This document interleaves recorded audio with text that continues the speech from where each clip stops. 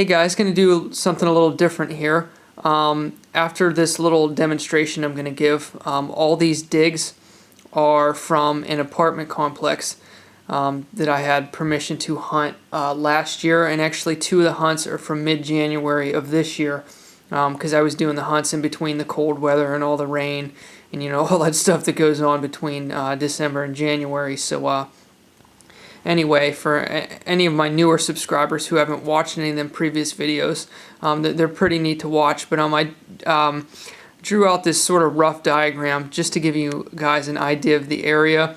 Being my hometown and where I grew up in and very familiar with the area, and also being a local, I was able to piece together a bunch of different information, and also get when you're living in your hometown, it's a lot easier to get permissions. But before I moved to Tennessee, this is where I did the majority of my hunting toward the last half of last year. I definitely had other spots that I was hunting, but I got so many good leads in this general area that this is where I spent at least, I should say, the greater portion of the last 3 months hunting. But anyway, here's kind of like the apartment complex here.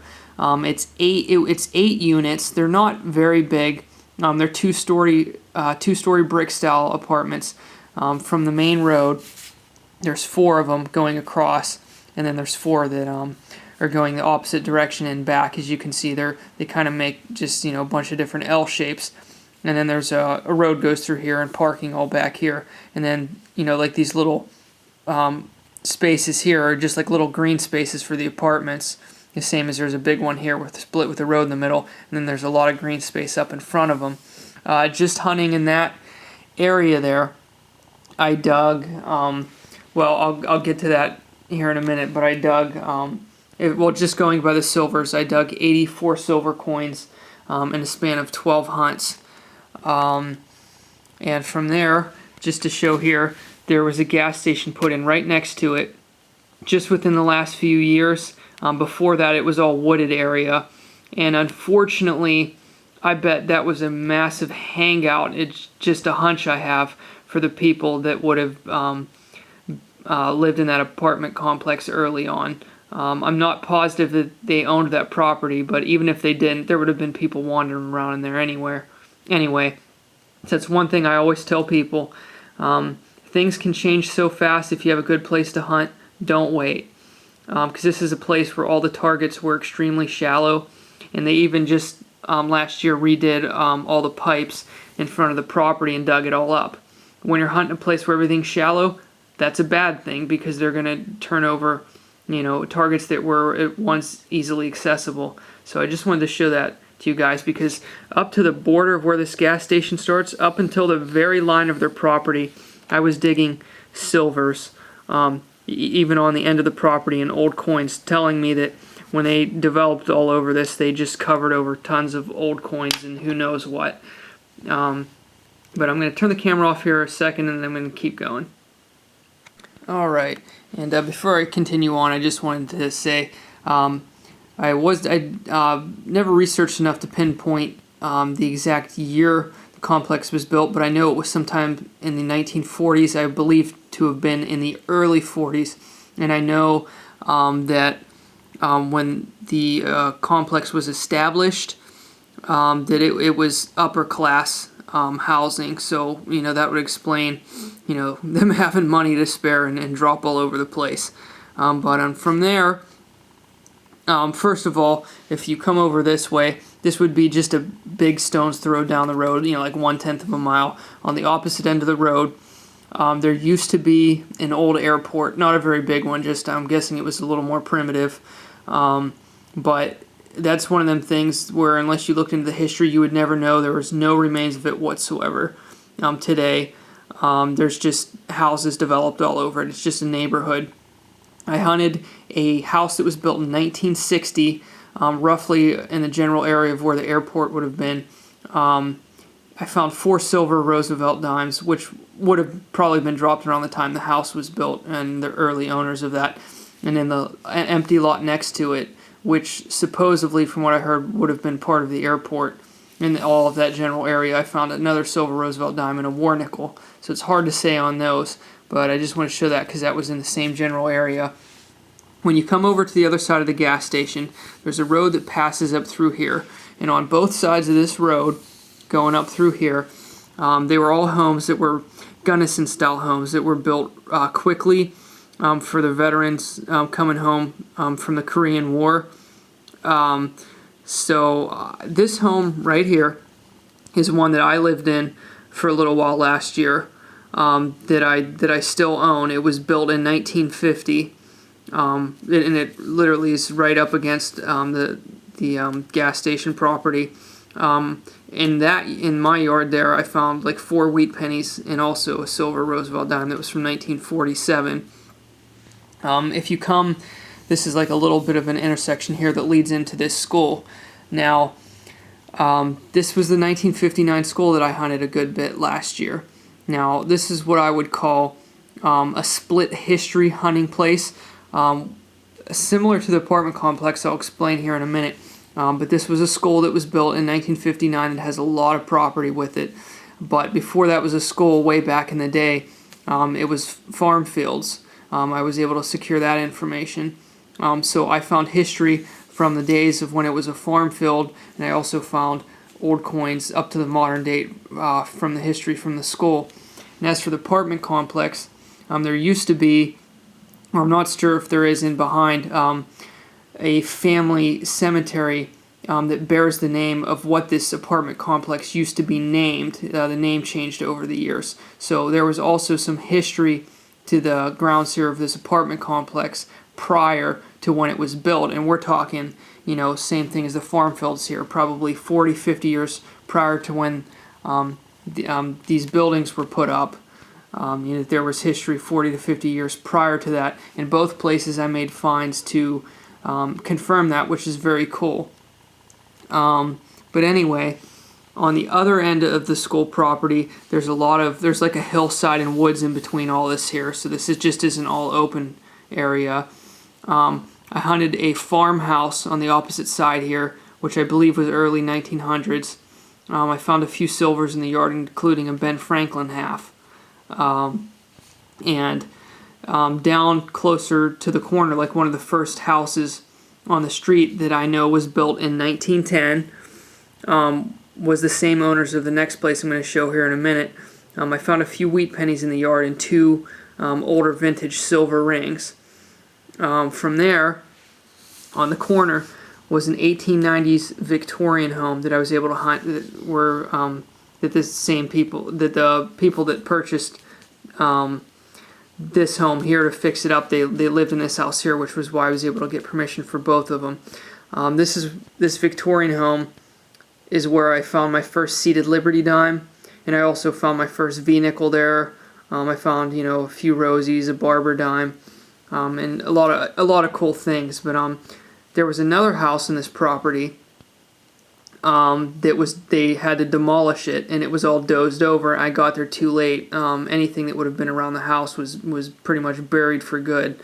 And another reminder to hunt places as fast as you can. But between the complex and this house here on the corner, there's just one older home in here and some like a modern business and then just some open space. But it's roughly like 2/10 of a mile from there to here, so it's pretty small area. But once again, going to turn the camera off here a second. Alright, from there I just wanted to say from the property here at the 1959 school and possibly the older style homes on the other side here, I'll probably make a compilation video of those hunts and give more information. That was pretty interesting. Also wanted to show adjacent to the apartment complex property used to be an old style drive-in movie theater. It's all developed over now. It's just like a shopping center, but I'm guessing that drive-in was from the same eras, like when the airport was there. Online before, I'll have to see if I can find it again. I found an old black and white photo of all the old style automobiles parked by the drive-ins, which was really cool. And just to show it pays to know your area and where you hunt. Obviously it was easier for me growing up in the general area. I did not grow up in this specific neighborhood, But, this area, other than a few old homes, around, I wanted to make it clear too that this area was not heavily developed until the 1950s. I mean, there was definitely activity prior to that, but it wasn't heavily developed until 1950s when it really started booming. But all this area here is probably not even a half square mile from where I dug everything. And it totaled well over 100 silvers. So I just thought I'd show that. And before I get to the video part here, for the ones of you who are not going to watch the entire thing, I don't blame you, because I know it's going to be fairly lengthy. I'm going to show the stats. I kept exact records of what was dug off this apartment complex property. And also, I want to point out that I talked to a resident that lived in one of the units. I talked to a lot of people over the time I was hunting there. He very briefly hunted it with a whites detector. It was an older gentleman that I believe was retired, and he just did it as a casual hobby. Didn't really know a whole lot about the machines, but he referenced finding like a mercury dime with other old coins in the hole and some other things, and talking about the closer you get to the buildings, the more junk's up along the sides. So I know he did find some old coins and a few odds and ends, but he hunted it very lightly. I did hear rumors of people seeing one other guy hunting it at one point, but so it's too bad I can't have perfect records, for making like a ratio of like the old to new coin finds and everything that was there. But at best, it was lightly hunted. So I'm not done with my records. When I'm back up that way visiting family and friends, I am going to hunt it a little more just to get any stragglers I missed, and make a ratio of old and new coins, and do a final stat sheet. But from there, I'll go right to the finds at the apartment complex, which are pretty baffling, because you'll see right away that from the 40s, 50s, and 60s, there were more dropped coins back then from the 1960s up until the present day, and this apartment complex has been used the entire time. So the stats, tell the story. But anyway, here were the finds. 23 clad quarters, 33 clad dimes, 49 nickels. Now, this number's inflated. It looks like I dug more nickels because this also includes nickels from the 1940s and 1950s, which I'll break down the stats more later. So probably almost half of them are the older nickels, pre-1960. I dug 138 pennies. Unfortunately, at the time last year, I wasn't separating the coppers and the zincs, but these are almost all, the overwhelming portion of these I know were copper pennies. I did not dig many zinc pennies off the property. There were 3 Indian head pennies, which I'm guessing, like I said, there were previous activity there, and I did find some things that indicated, like old farm equipment and stuff like that. I dug 351 wheat pennies, and compare that just to the regular pennies. So that shows you how much activity was going on there back in the day. 3 buffalo nickels. There were 7 war nickels, 28 mercury dimes, 31 rosies, the silver Roosevelt dimes, 14 silver Washington quarters, 2 standing Liberty quarters. Both were dateless, because you figure if they were dropped in the 40s or later, they were in circulation a really long time. I did get 1 walking Liberty half. I was so happy to pull 1 silver half out of there. I knew there had to be at least 1. I got 3 foreign coins, which you'll see in the videos if you watch. Those are 3 of the non-silver foreign coins. And I did find 1 foreign silver, which was a great find. It was the smallest silver coin ever dug, which is from Great Britain.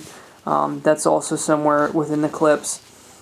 The baffling thing about all this stuff I dug, there was next to no jewelry. I did not find any gold, any silver rings. The only oddball precious metal item I found was a very old ornate sterling pin, which was very interesting. It was 2.8 grams. there was a total of 685 coins dug off the property, 84 of which were silver, and it was 12 hunts at approximately, well, just under 37 hours. That's just rough estimate of me trying to keep track of the time, which would roughly be about 3 hours a hunt. Because like I said, some of the hunts were only an hour and a half, and I did get a few in that were about 5 hours apiece when the weather was permitting. So that's the stats there. I'll definitely, I did a wrap-up before, but this didn't include the 2 hunts I did in January where I dug another 9 silver coins. So this is the most updated list I have. And if I do hunt it again, sometimes next year, if I'm back up there visiting, I'll definitely let you guys know. And from there, once I add everything else, I'm gonna do like a ratio and break down the stats even further, and also pull out some of the old finds to show them. So for all of you who watched through the massive amount of clips coming after this, I hope you enjoy. Good luck and happy hunting.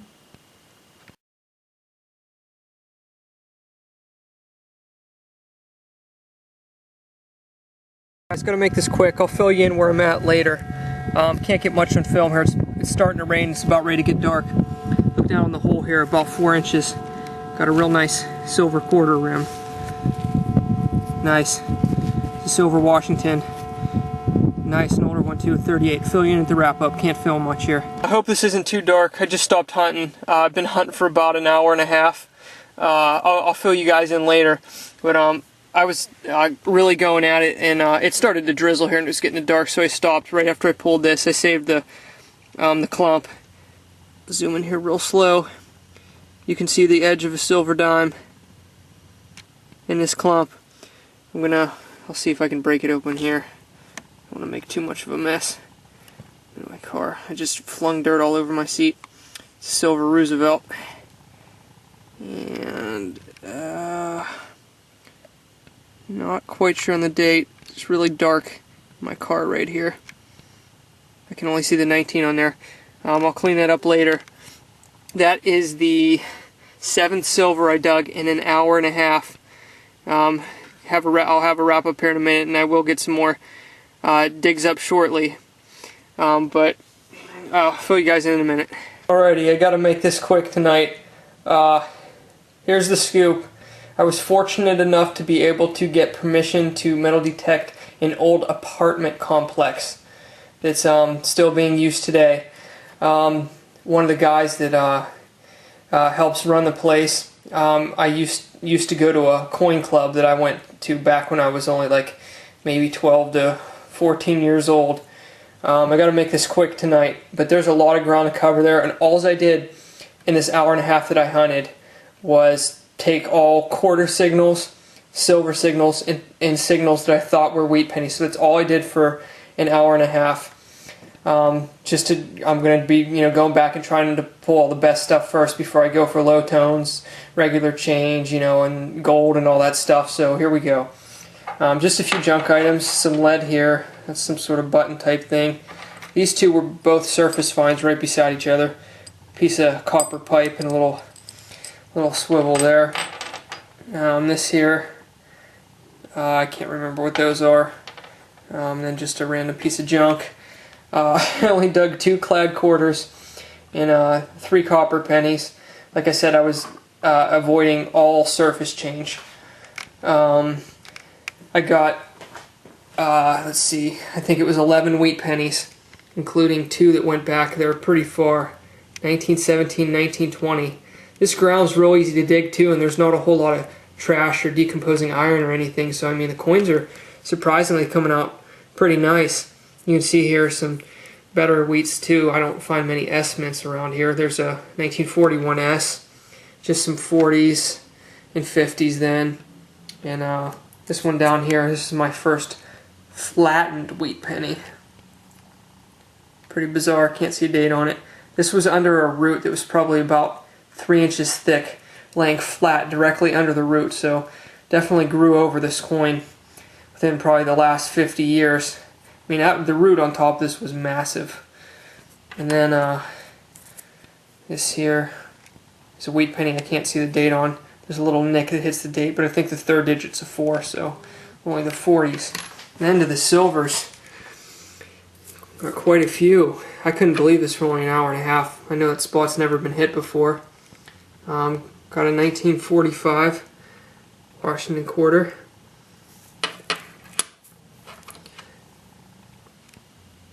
A 1938D Mercury dime in a very fine condition, I would say. That one I know without looking is worth a little more than melt. This is probably a $45 Merc, so it's pretty good. Got a 1944. Another silver quarter. I said this was a 38 when I dug this, but it's a 39. And then 1945 plain. And brought up the rear with two rosies. 1948 plain. And the newest silver right toward the end. 1957 plain. So awesome hunt. It's nice to have somewhere to go back to a few times. Like I said, I have a hard time finding places to hunt around here, but to go over that thoroughly, I could probably spend, who knows, probably weeks there and keep finding stuff. So got some places to hunt now. So now I'll just have to hope the weather permits. Alright guys, take it easy.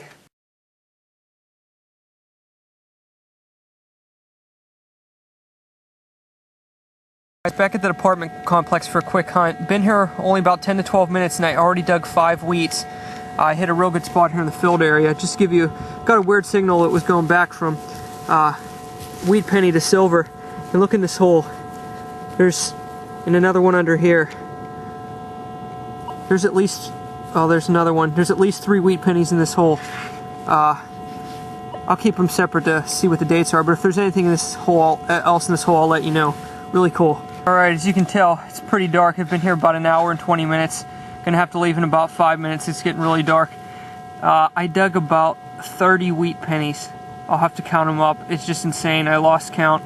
Finally, here toward the end, I managed one more silver. And this one's a quarter. Or I shouldn't say one more silver. I was meaning from the other day. Oh boy. This is dark here. This isn't gonna focus. But silver quarter there. Let's pull it out.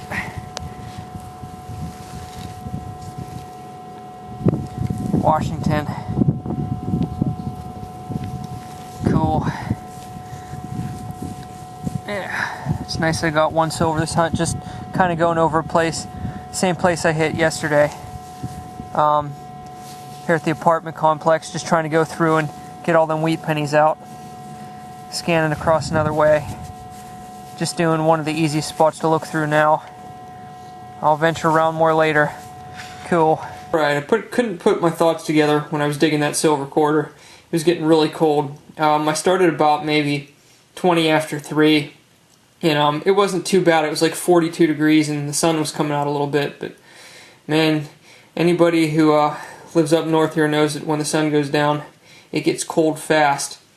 The sun sets here about 10 till 5 right now, and I was out till about 10 after 5, so it got cold quick. And it's nice to be in because my fingers and toes were starting to get colder toward the end. I tried to film this right before I left, and I turned the camera on. It said check lens cover, which basically means it was just too dark to film.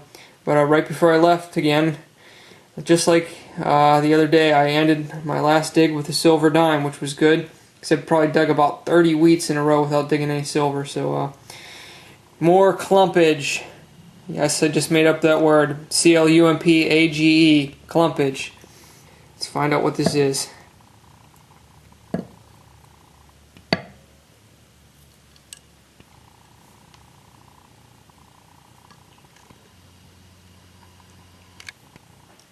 It's Roosevelt.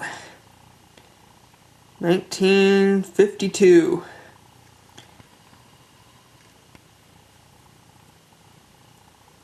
Doesn't look like a mint mark. I'll do a wrap up here shortly. Alright, time to wrap things up again.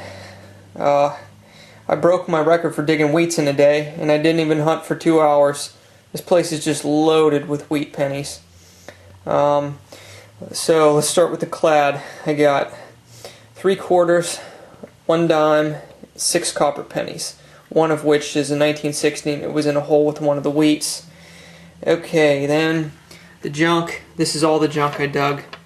No larger junk really, no big copper or anything, but these screws here, man, every time I ran over one of these, it was like giving me like silver numbers and stuff. I was really getting annoyed by those for a while, but not too much junk.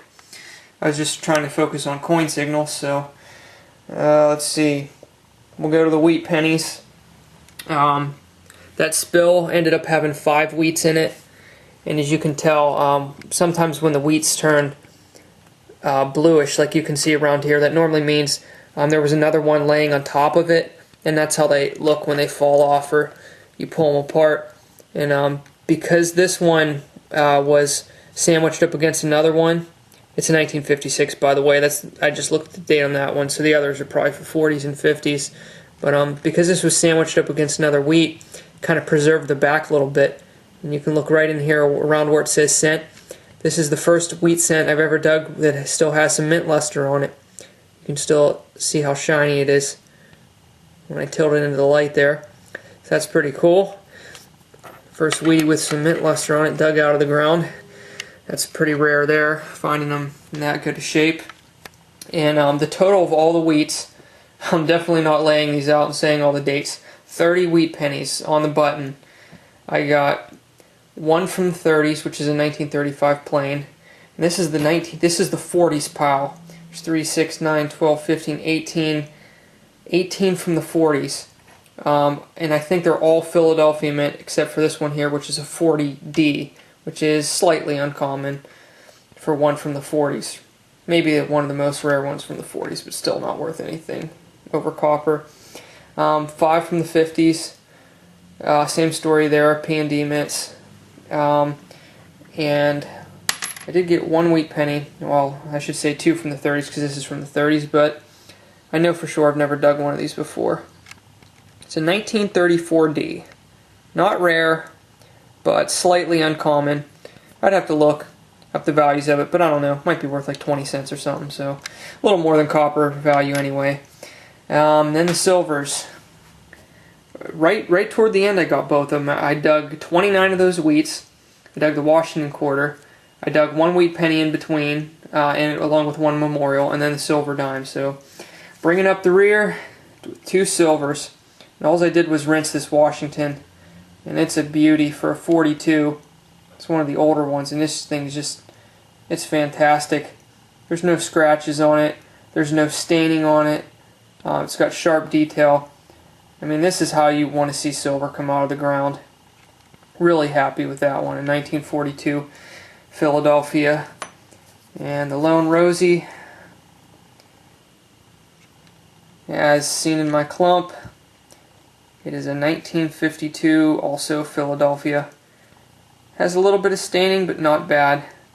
Really nice details on this one too. So this apartment complex is really turning out. I'm having a really good time. It's not too far from where I live, so I can take short trips without wasting my time. But alright, happy hunting, guys. Before I forget, yay, this beautiful 1942 silver quarter is my 150th silver coin of the year. My total silver count is somewhere in the 160s. I found maybe 15 miscellaneous silver items. But this is the 150th silver coin of the year, and it's a nice one, so yay.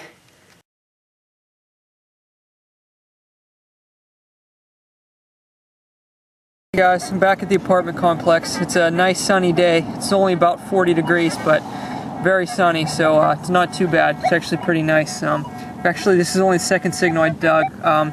I dug a memorial penny, and it just popped out silver dime. Came in a real consistent high tone, and it's a silver Rosie.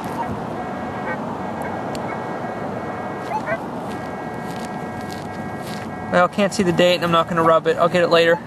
Has a D mint mark. Looks like a pretty nice one. Alright, been here about 20 to 25 minutes now. I've already lost count on the wheats again. I dug maybe 9 of them, something like that. Got a nice 1245 about 4 inches down, and I got another silver in the hole. Looks like a rosy. I'll pull it out.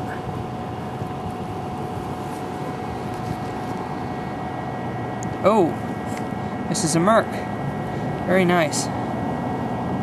As you all know, I'm not going to rub this. I'll clean up later. Looks like it got pretty nice details on there. I keep these in my camera bag. It's real handy so you don't scratch the good coins. So I can throw them right in my pouch or my pocket or whatever, but I carry the poly bags with me. So I'll pop it one of these and I'll clean it up later. Right, been about 10 minutes. I think I dug one more wheat since then, or maybe 2, something like that. I got a nice nickel hit about 3 inches down, or maybe not even 3, maybe 2.5 inches. And I got a buffalo. This is my first buffalo out of here. Actually, this might even be my first nickel. I'm at the apartment complex. I'm not sure if I mentioned already. But I think this is my first nickel out of here. I haven't been digging many low tones, but this one was solid. This one doesn't look too bad. It looks like it might actually have a date on it. I'll let you guys know later. Cool. Been about another 10 minutes. I think I dug 3 more wheats. There's a couple signals here. I think one of them was trash. That's probably why I missed pinpointing this. I don't know if you can see this. I got a strong low tone. I'm zooming real slow there. It looks like the edge of a nickel. Hopefully it's a buffalo. I'll see if I can get this out here.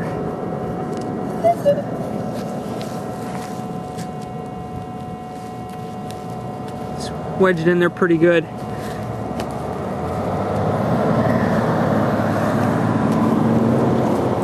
Can't get it.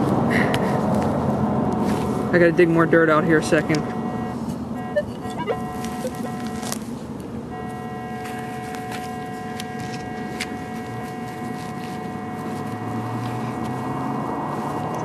I came straight down on it with my digger, so I hope I didn't nick it. Let's see what we got here. Jefferson. It doesn't look like a war nickel, but it's probably from the 40s or the 50s. I'll clean it up later. It's probably one of the older ones. Guys, been here about an hour and a half, taking a little break. I emptied all of my finds from about the last hour and a half. You can see there's a lot of change there, and I don't have my 2 silvers and my buffalo in there. It's probably at least 20 wheats there already. I didn't dig a single quarter yet. There's a bike reflector I thought was going to be a quarter. But right after I stopped filming, I dug like 3 or 4 nickels that I think are all old Jeffersons. So there's got to be some war nickels in here somewhere. I think the 4 Jeffersons I dug are definitely all pre-1960. But I'll have to clean them up later. And just a tip for you guys who have some really beat up gloves, but I mean they're still decent, so you know, because you're digging, you don't want to throw them away. One trick I have, especially in the winter, if you're you don't want to wear big bulky gloves, but you want to keep your hands dry. I buy these here, disposable gloves, and you can put them right under your gloves. That way you don't get dirt all over your hands or caked into your fingernails. You don't cut your hands, and it also keeps them dry. So these work pretty good.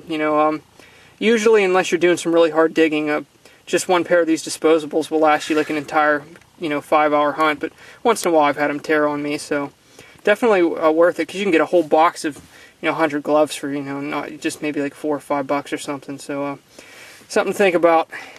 First signal out of my car, right up against the building here. That's all I'm going to show, just the bottom there.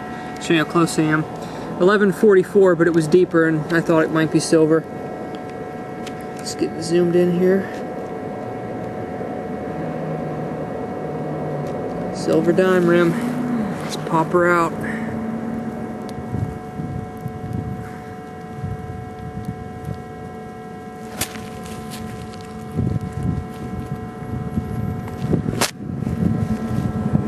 And where'd it go? Popped it out, and now I can't see it in the hole. Oh, there it is.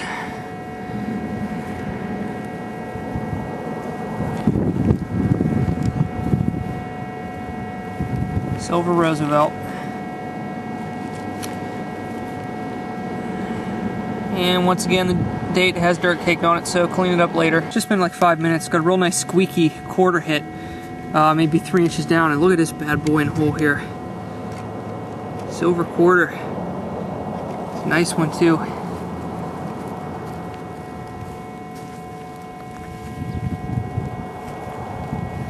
Washington. 1940. Man, everything I'm pulling out today has dirt over the date. Not gonna rub it. 1940 something. Beautiful. Right up against the building here. The ground's real soft and found a lot of coins. Just got a regular quarter too. That was 1969. It's probably been underground a while. And keep looking. This is getting ridiculous. I went about another yard and a half. Got a 947, 740, 748 kind of signal. Really squeaky.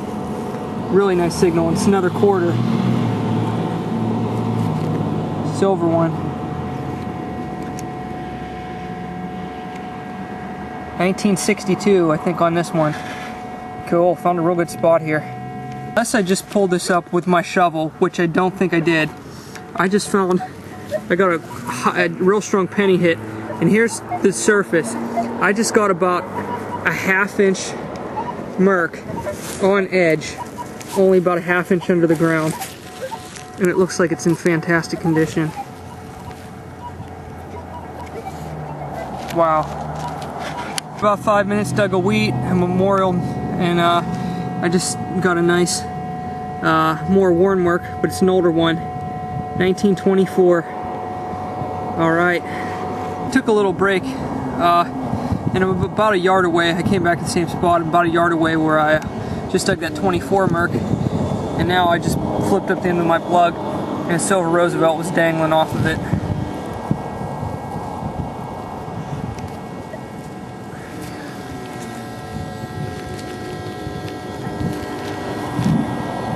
$1948, and not tournament mark yet. Another silver rosy that looks really clean. I didn't take it out of the hole yet. This one actually kind of fooled me. I actually thought this one was just going to be a wheat penny.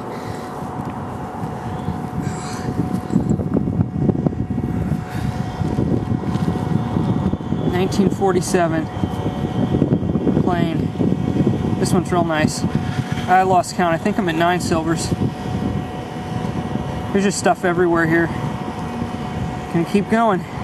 Probably been here about 2.5 hours now. This is, I think, my deepest coin target here. This one's probably about 7 inches. Haven't got anything down that far yet as far as a coin. And got another silver rosy in the hole, it looks like. It's only been a couple minutes.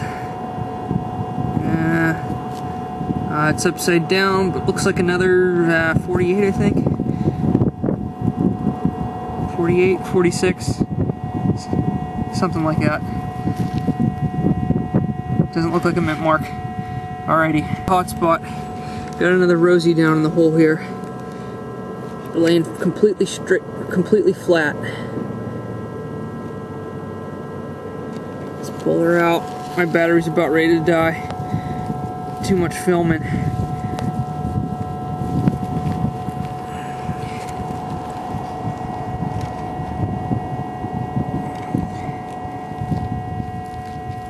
I think 1951. Oh, there she is.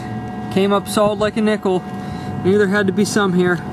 I can tell by looking at it. It's definitely going to be a war nickel. Got that silver kind of look to it, and it's not all crusty, so this might be the last film. My battery's just going to die here in a second. 1940s World War II nickel. Pretty cool. Clean it up later. Haven't found one of these for probably 4 months. Ladies and gentlemen, it is time for the wrap-up.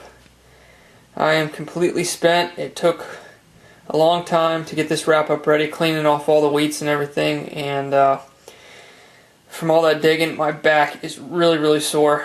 I dug a total of 74 coins today, which seems to be about my limit. It seems any hunt where I'm able to find around 70 coins, it seems like that's when I start to just really get tired. So every time I've counted my coins when I knew I had a lot, I don't think I've ever made it to 80 coins in one hunt. I might have, I'm not sure, but it seems like every time I get to around 70, I'm really starting to feel it. Okay, let's start with a clad. Got 1 clad quarter, 3 clad dimes, one nickel, and 2, 4, 6, 8, 9 copper pennies. Here are the wheats I found today. I found 41 wheat pennies. which is a record for me. I did 30 yesterday. The other day it seemed like all 40s mostly.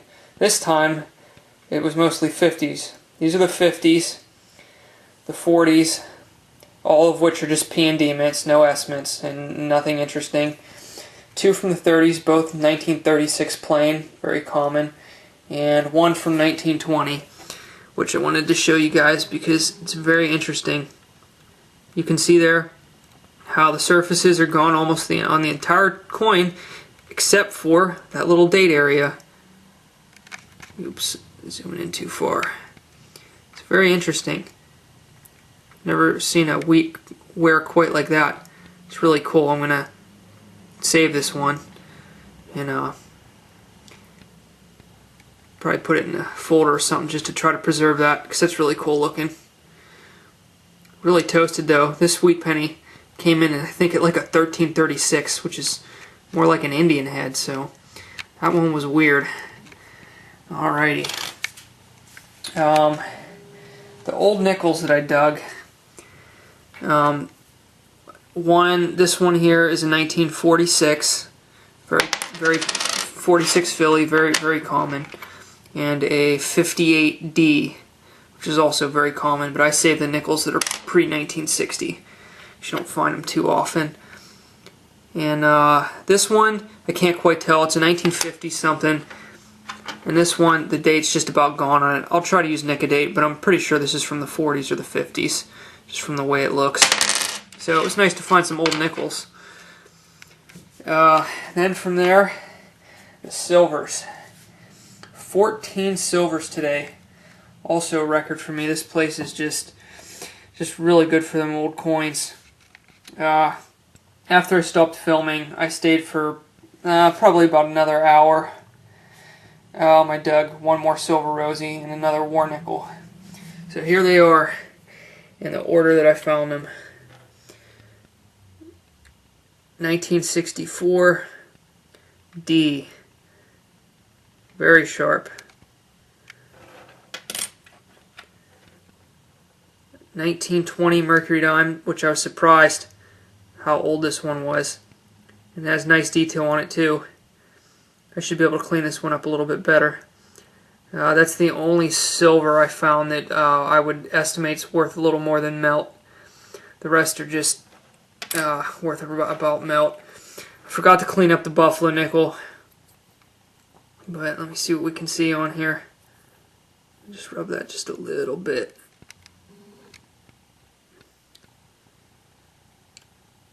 Alright, I'll have to clean it up and show it again here in a minute. Can't tell, there's too much dirt on that one.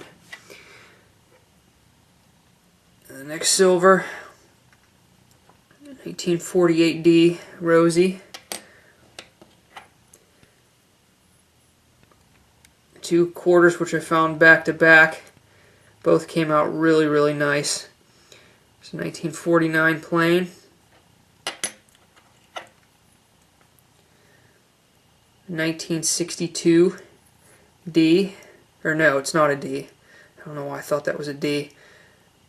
I think one of the last quarters I found was a 62D. That's probably why I thought that. 62 plain. 1943 plain Merc. 1924 plain Merc.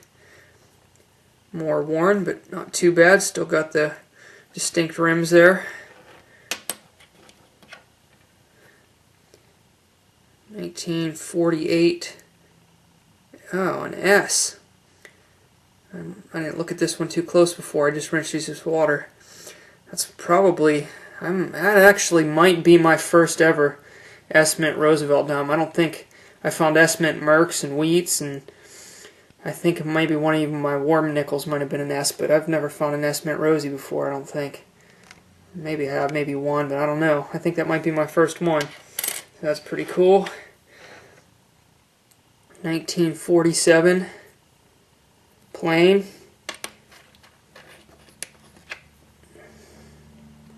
1946 plain. 1951 plane.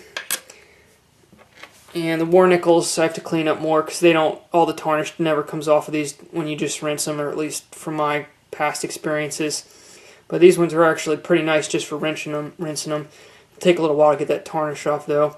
This one is a 40, I looked at this before. It's a 43P. Then in between them two war nickels, I got a 52 plain rosy, and the last war nickel, this one's going to have some corrosion spots on it. I don't know if I nicked that in the middle or not there, but I'll have to clean this one up more too. That's a 42 plain, which is a little more worn. Alright, I'm going to clean up that buffalo nickel here in a second. Not sure if you can see this, but it's a 1936 plain. I expected it to be a newer buffalo, because the apartment complex only goes back to the 40s. So I'm actually glad it was a newer buffalo nickel because it still has the date on it. Most of the buffalo nickels from 1913 to probably the mid 20s or even the late 20s, most of those just the dates wore so bad on them, in circulation. It's the buffaloes in the 30s that usually have a good looking date on them. So I'm actually glad when I dig the newer buffaloes because they normally have a date on them. I'd rather dig those than the worn, smooth ones. So definitely glad this buffalo has a date on it. This year for digging buffaloes, I'm probably half and half. Maybe got half with dates, half without dates, and I think this is maybe my 15th buffalo or maybe 16th, something around there. So not bad. Alright guys, later.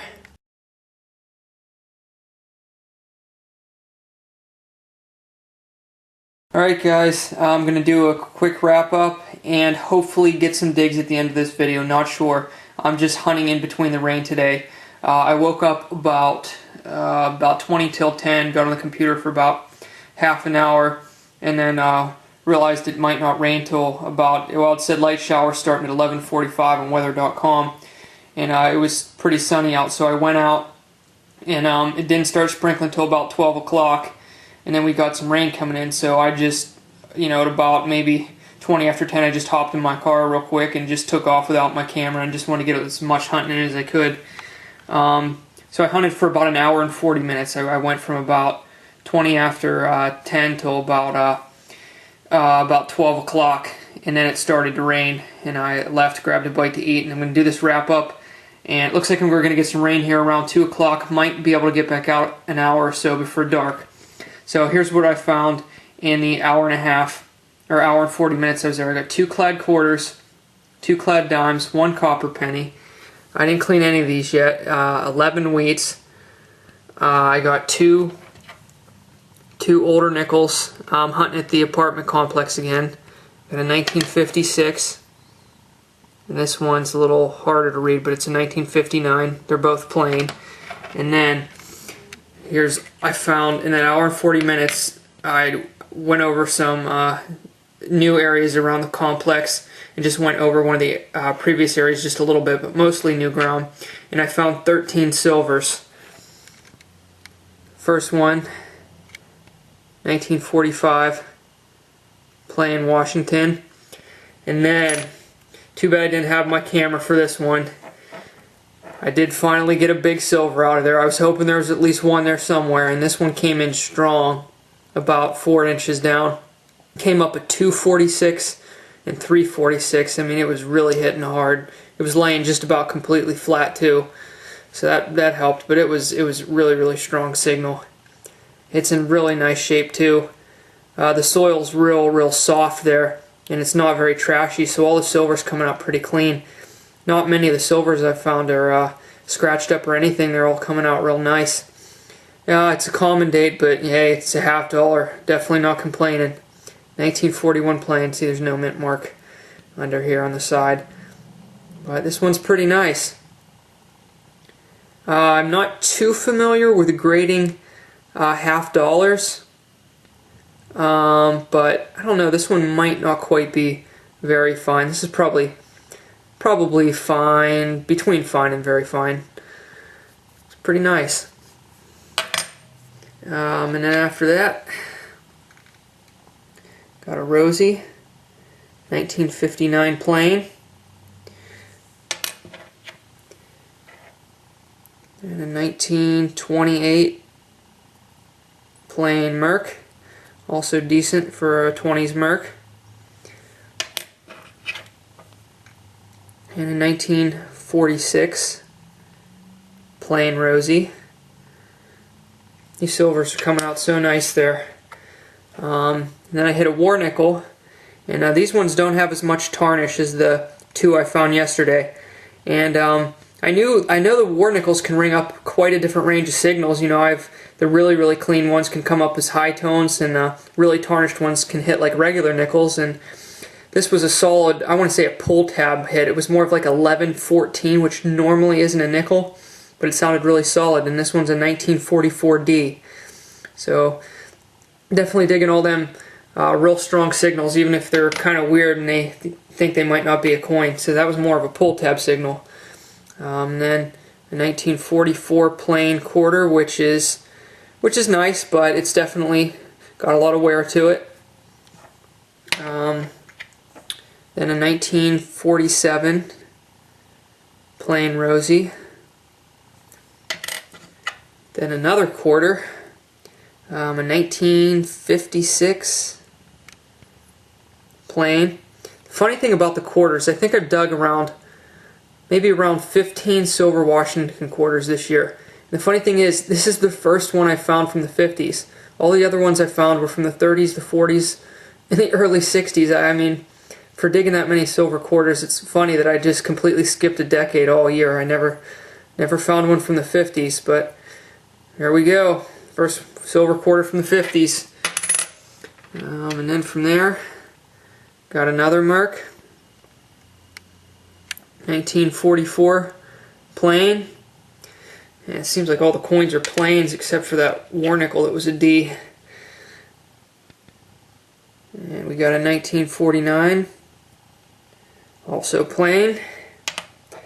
Then I hit another war nickel that hit exactly like the other one, 11-14. And this one, well, it's kind of hard to see the date here on camera, but it's a 1944P. Once again, got to clean these up a little bit more. All that tarnish should come off, or most of it anyway. And the last one was a Rosie that's closer to mint condition, the nicest one, and that's a 47 plain. See, I just rinsed these, so you can see how it's still got a little bit of the shine to it. But alright, hopefully I can get out for another 2 hours. Probably around 3 o'clock. It's only supposed to be about a 10 to 20% chance of rain, so I'm hoping it's going to hold off and I can get back up there and get some more digs in the end of this video. If not, I'll just upload it like this. Alright, well, I came back over, and after it stopped raining, and as you can see my windshield here, I'm getting rained out again. I've been here about a half an hour and it started to come down pretty good, so I had to stop. But in a half hour I was here. This morning was all about the silvers, but this time I got 2, 4, 6, 7 wheats. These are all wheats from the middle. 1 clad dime, 1 nickel that looks to be much older than me, probably 40s or 50s. And one thing, this rang up kind of like a zinc penny, about 3 inches down, and I have no idea what it is. It seems like to be the exact same size as a nickel, but it's not a button. There's nothing on either side. It's completely flat. So that was kind of weird. Hopefully I can get back out, but it's raining pretty good right now. I'll wait a little bit, see if it stops. It stopped raining and I got back out. Been digging wheats for about a half an hour. I just stumbled across these on kind of like a wheat penny signal. It says Our Father on it that has a bunch of writing. It looks sterling. I thought there was something on the back that fell off, so I rescanned the hole, and then I got a bigger one out, which doesn't quite look silver like the other one, but you can see where it's stained blue, where the other one looks like it was stuck to it on the back. So I guess this was a piece that went on the back there, but I think at least the small one here looks sterling. That doesn't look plated to me. That looks sterling, but I'll check them out later. Cool. Just got a nice high tone and got a silver rosy down here in the hole.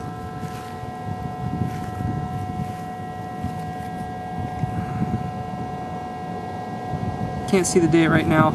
It's really hard to hunt here. I'm in a spot with a lot of interference now, so it's actually really hard to hit the high tones because the detector's hitting 50 constantly and it's just chattering. You can't hear it now because I have the probe on. So I'm digging a lot of nickels and wheat pennies. It's kind of hard to hear the high tones. I got to go real slow now. But got one more silver, so I'm gonna keep looking. Hey guys, it's raining, so I gotta make this quick. Found a couple wheats, a merkin and buffalo since then. I wanted to show you guys this. I got a nice high tone, and I flipped open my plug, which is quite a ways down there, and you can see in here, and it's a nickel, and it looks like it's crusty a little bit, like something was going on there, but I scanned the probe over it, and it's coming up 1245, so this is definitely going to be a war nickel. This one's ringing up higher. Not sure why this deep, but still gave a high tone even though it was that far down. So I'm almost 100% positive this is going to be a war nickel. You can see it looks like there was something laying onto, you can see the discoloring in the dirt here, so I don't know what's up with that, but this should be a war nickel. Alright, cool. Alright, I'm back in my car because it was drizzling again. I'm going to take a little break here. That thing that I thought was a war nickel kind of feels stupid now. As soon as I pulled it off the plug, I'm like, dang, this thing's way too light. I'm like, man, it's aluminum. So I thought it was going to be a token, but now, after seeing these markings on it, it looks like it's going to be, I'm guessing, not positive, I'm going to clean it up more and research it later, but it looks like it might be an aluminum foreign coin. A lot of foreign countries make coins out of aluminum, so I don't know. This might be a token, might be a foreign coin, but if it is a foreign one, it's gonna go back to at least the 60s because I'm not finding any modern stuff past, like 1 or 2 inches. So I mean, anything that's 4 inches down here has been early 60s or prior. So this has some age to it. I'll look it up later. Oh yeah, I'll show that merkin the buffalo I found later. There was a lot of people walking around then, and one older guy came out to talk to me, and it was raining, so couldn't get him on film. But show you guys later at the wrap up. If the rain holds off here, I can get out for about another hour. Gonna take a break, grab a bite to eat real quick. Alright, I'm back from round 2 of today's hunt. To wrap up what I found, the second half here. Let's see, we got 1 clad dime, 2 copper pennies. Here's that strange thing that rang up like a zinc penny, but kind of looks like a nickel. There's nothing on there, so not sure what that is. The wheats, there's 2, 4, 6, 8, 10, 12, 14, 16, 17, 18. 18 wheats. This is the 50s, the 40s, and well, this one I think is a 31. The date's almost completely gone on it. I did get 1 S-mint wheat penny. This one here is a 53S. I don't find many S-mint wheats at all. That's probably, well, maybe only my second or third one. Like I said, don't find many S-mint wheats. And the wheats I found earlier today, the 11 wheats that I didn't clean up, I cleaned up. There's the 50s and 40s, both P&D mints. There's a pretty nice 1939. This one came out pretty nice. Really sharp 1939 wheat. And one of the ones from the 40s here. The 1941, that one was really sharp too. Around here you normally don't find wheats in nice condition. The soil usually eats them up, but you got a couple nice ones today. That religious pendant I found, I don't think is silver because it looks like there's plating on it that's wearing off. But this is the front of it. It has the Lord's Prayer on it, all engraved into there. And the other piece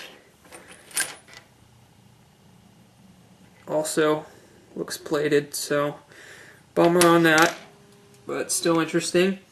I found 4 old nickels, 1941, 1948, 1952, and 1959, all Philadelphia mints. So it was nice to get dates on all those. And then the good stuff. Got a 1946 plain rosy, 1936 Plain buffalo.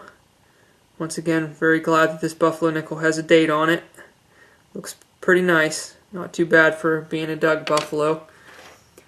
And the Merc I didn't film. It's a 1943. Right about when I was digging this, a guy came out of the apartment. It's a nice older guy, and he's asking me if I was looking for gold. It's funny, like everybody there that talked to me didn't even really know what a metal detector did. It was pretty funny. And then this coin I didn't research yet, which it's going to be pretty hard to research since I'm actually not sure what it is. I'm pretty sure I've probably seen similar coins before, but since I'm not able to read these markings, it's going to be a little difficult to ID this. So, off the top of your head, if any of you guys know what this is, give me a shout out, let me know what this is, I'd appreciate it. That's everything I found today. I think it was 13 silvers earlier and then 2 dimes later. So 15 silvers today, which beats my record of 14, which I found yesterday. So I'm probably, as far as going over the ground the first time at this apartment complex, I'm probably close to half done. Maybe not quite half now for generally my first time over. A few areas I went over a little more. But I probably got at least maybe around half of the ground to cover yet. So having a great time there. It was kind of rainy and miserable today, but I'll get back out when I can. Alright guys, take care.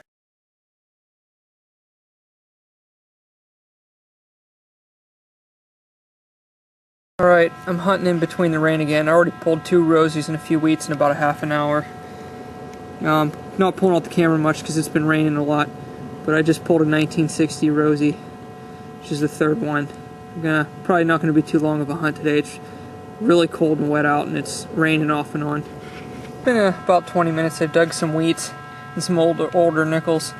I'm in a place now where the ground's real rocky and real clay-like, so the signals aren't very deep. I just flipped this out of my hole. It's a mercury dime. It was only about 2 inches down. Really sharp.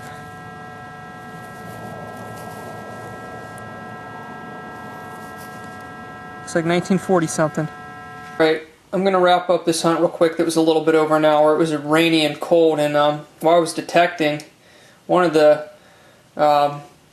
fire alarms went off for one of the complexes, and it was blaring and it was loud, and I wasn't going to stick around to see what was going on. I figured it wasn't a good idea to poke around then, so I don't know what the heck's going on, but it's probably just me being paranoid. But is there any way possible that like the frequency from the metal detector could set off some electronics like that, like something? Because that was just kind of weird that I was detecting and a fire whistle or fire alarm went off. So I don't know. That could just be me just being weird, but I don't know. I got, as far as the newer clad, got 1 nickel, 3 copper pennies. I got 2 older nickels, a 1942 plain that isn't a war nickel, and a 1953 D. I got 16 wheats, the 50s and 40s here, both P&D mints. I did get 2 older ones here, a 1920 and a 1926. And this one up here is from the teens, but there's a bad mark there in the date, so you can only see 191, but there's no mint mark, so it wouldn't be rare anyway. It's nice to find some older wheats. And then I got 4 silvers. I got a 1958 D Rosie, which is very nice. I got a 1946 plain Rosie, a 1960 plain Rosie, which is really sharp. And then the last one I dug in that rocky sort of clay area where the targets weren't very deep is a 1941 plain mercury diamond. I will show you the back of this one. It's pretty sharp.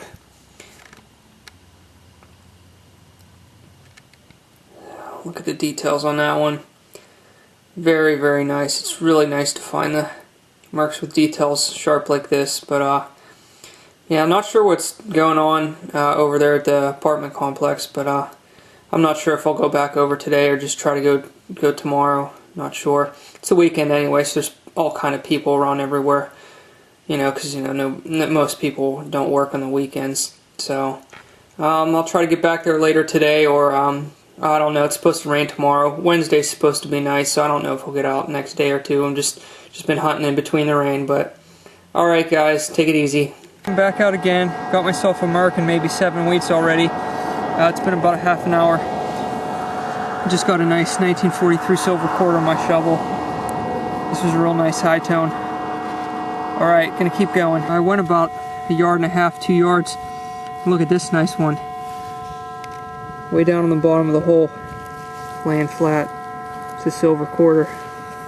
Try to pop it out.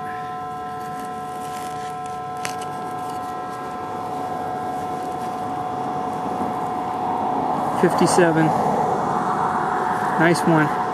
Laying completely flat, about 4 inches down, 3.5 maybe. It's been about an hour now. Probably dug a dozen wheats or so and some regular change. I'm in an area now that it's extremely wet. I can show up here a little bit. It's toward the edge here, and it's just I can feel the ground popping underneath me in some areas. It's so wet, and like you can feel it compressing in that. But I got a nice high tone here finally, and I already cut the edges of my plug. We'll see if I can get this out on a live dig. I think this is going to be a silver dime. Came up 1445, real nice and squeaky.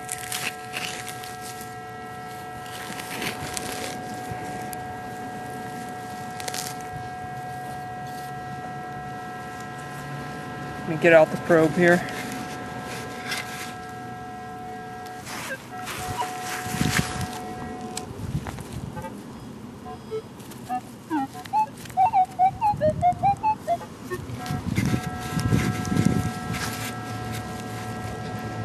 Still deeper yet.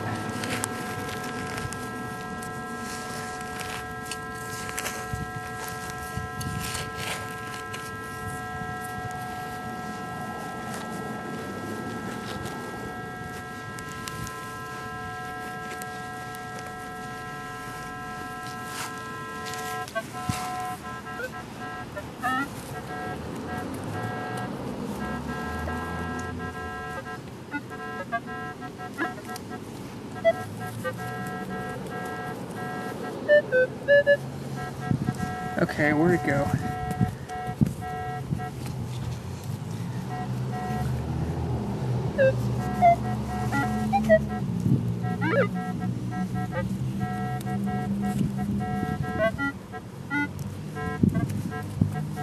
I can't find it now. I'm not getting any signal.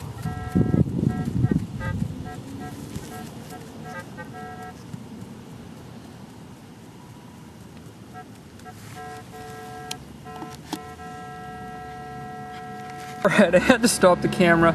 I thought, no way could that have been junk, because I probed down the bottom of the hole and it was starting to null, so there's a little bit of junk under there.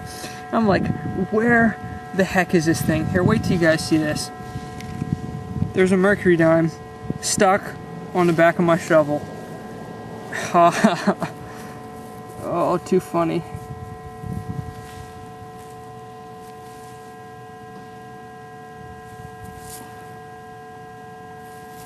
$1937. Oh, that's hilarious. Doesn't look like I scratched it either. That's just too funny. Alright. Okay, I think I got another silver dime signal. Let's try this again.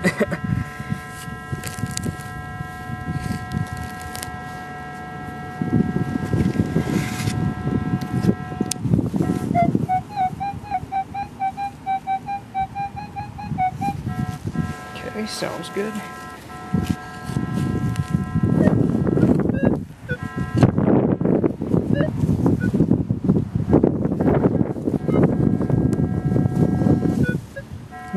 Here it is, right here on the edge of the dirt.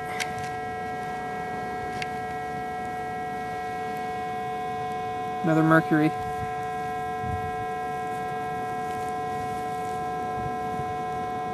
$1943. Pretty good shape. Cool. Alright, time to wrap up the second hunt of the day at the same spot. If you guys thought that mercury dime on the back of my shovel was funny for the live dig, you should have seen what I did earlier in the day. Don't ask me how it happened. I opened up my hole, pulled some dirt out, and I was chasing a wheat penny signal, and it went missing, and I looked for about a minute or two, couldn't find where the heck it was. I looked down in my left hand, and there was a wheat penny in my hand, so the only thing I can think of was it rolled down my shovel and plunked into my hand, and I had no idea it happened. So 2 funny bloopers today on the digs. So anyway, for the second half of this hunt, I got 1 clad quarter, 1 clad dime, 8 copper pennies. I got 3 old nickels. The top 2 here are 1941 and 1948 plain, and this one down here on the bottom is, the date is unreadable, but I might be able to pull a date off of that with nick a date, not sure. For the wheats, there's 19 wheats here, I think. At least I just counted them up, unless I forgot. I think I counted 19 wheats. The 50s, the 40s, and almost all of these wheats are 44 and 45 plain, so all very common ones. I did get another S-mint wheat right here. It's kind of hard to see, but this one's a 44S, and I know I've never dug a 44S before, so that's pretty cool. I got a 53S the other day. I did get 1 older wheat, common but older, a 1919, which for a wheat that old isn't that bad at all. Actually pretty nice for a 1919 that was dug. So nice to get an older wheat. And before I go to the silvers, I got a huge copper good luck token. And this one has the swastika on it. Not sure if you can see that on there. It's a little crusty, but so this is pre-World War II. Pretty old good luck token. So that's a good find. And then just a cheap aluminum pendant. Very light. Nothing good. And then the silvers. This mercury dime, I didn't film this one. This one's really weird, so it kind of has me wondering again about authenticity. I weighed it, and it weighs what a mercury dime's supposed to weigh. So I'm not sure if it's a little bit flattened, but it's slightly larger than what a mercury dime should be. If you can see the surfaces there, get some weird. Just look how the coin's like blurry, and you can see the surfaces there. They're like cracked, like it almost reminds me of like dried skin or like a desert or something. It's just like cracked all over. It's very bizarre. You can see how the details are just very blurry. And I don't know, it's just like the weight's distributed weird. Like when I pick it up, it almost feels like aluminum, but I don't know, it's weird. So I don't know what's up with this one. I'll test it for silver later just to make sure. I did find 1 fake barber dime this year. It was light like play money, and it didn't even say copy on it or play money or nothing, so I'm guessing that was a fake barber dime I found earlier in the year. And then I got a couple nice silvers.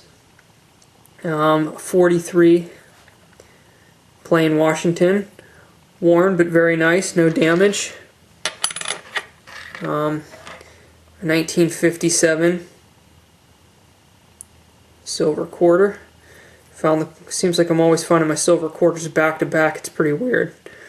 But it's a 47 plain. Very nice details on that one. And then the 2 live dig mercs. Here's the 1937p shovel sticker. That's what we'll call it. Thing had me going bonkers. And it figures there had to be some sort of something in the hole that was making the probe null too, making me think that I was digging junk and didn't even know it. And the last merc, 1943 plain. This one has these black marks on here. I'll get that off, but it's weird. It's almost like tar or something. It's extremely thick and sticky, so I'll have to try to get that off there the best I can later without scratching it up. Got most of it off now. Alright, that was my 2 hunts today. Hope you guys enjoyed the video, and hope you guys had a great weekend. Alright, see ya.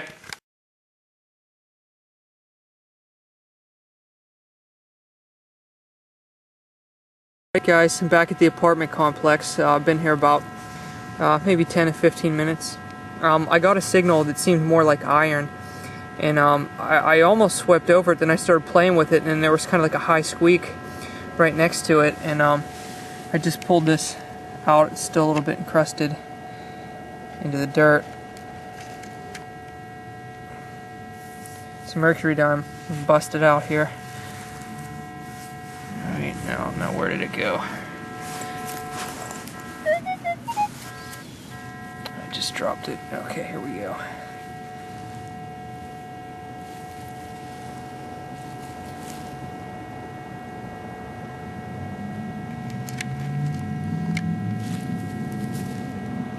$19.39.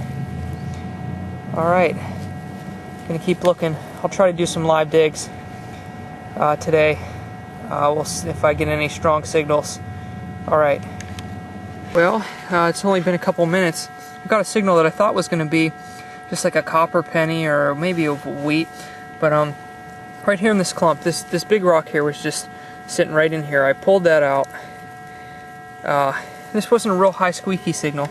You can see here, if I can find it, right there.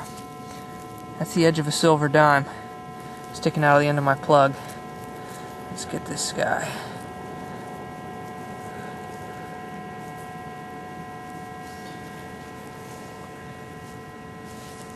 It's kind of hard to see here with the shadows. Here we go. It's another mercury dime. Alright, I'll clean it up later. Alright, been a little bit, maybe about a half hour. I've dug maybe half dozen wheats and some memorial pennies. Down here in the hole I got a solid 1338, which I actually didn't think was going to be a coin. I thought it could have been a worn wheat, but it was solid, so I wasn't sure. And I'm not sure, but it looks like something sterling silver. I'm going to pull it out and see what we got.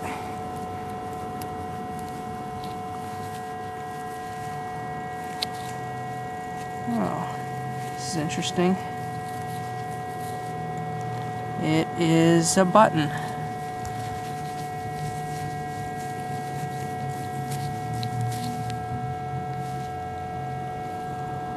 Okay, probably not sterling, maybe just plated.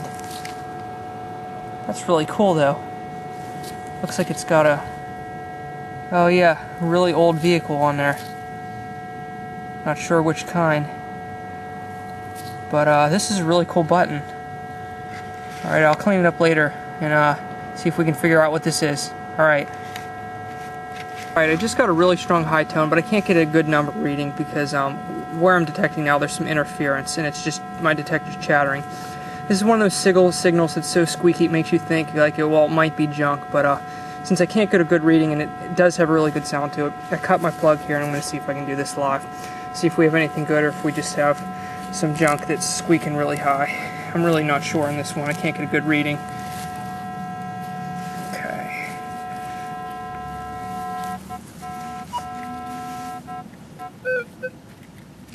Okay, and it's nulling out now, so it's probably just going to be junk.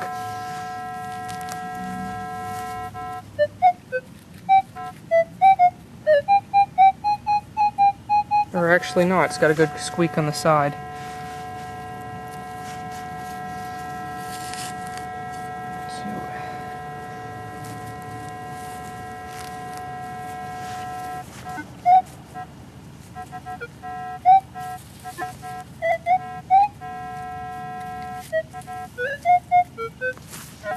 Yeah, like I thought, it's too squeaky. That's just junk.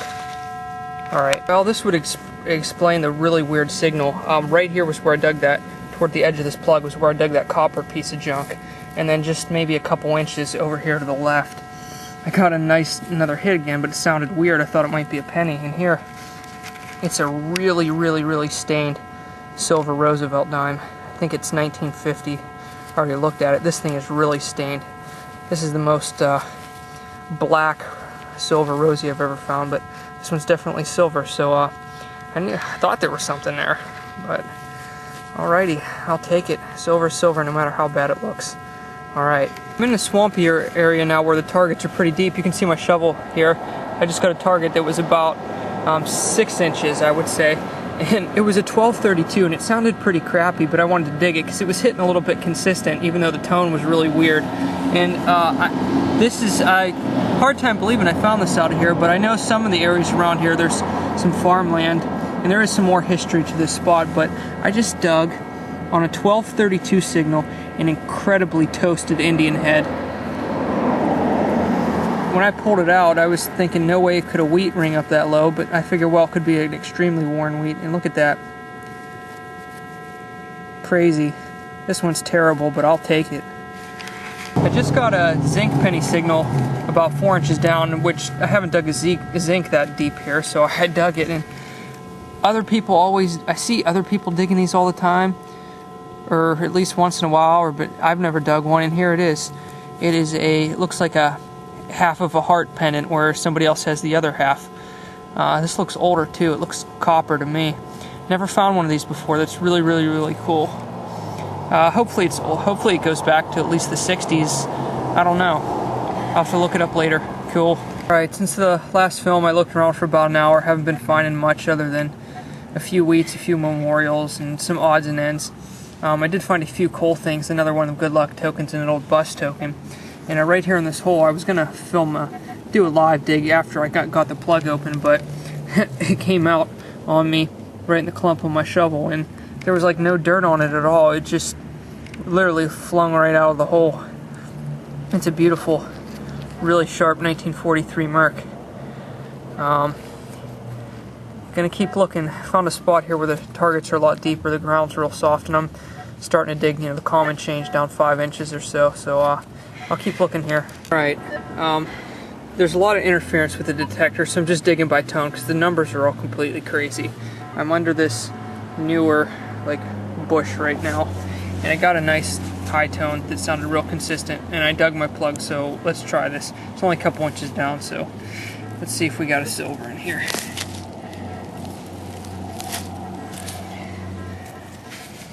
Hold on a second while I get the probe here.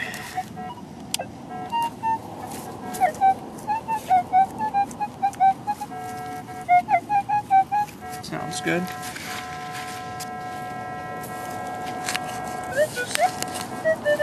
This is going to be a little difficult because there's roots right here. We'll see what we can do though.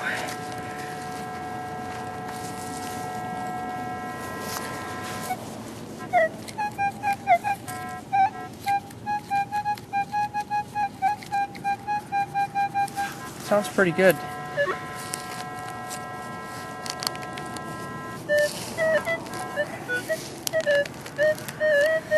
A lot of roots though, right here. Oh, sweet.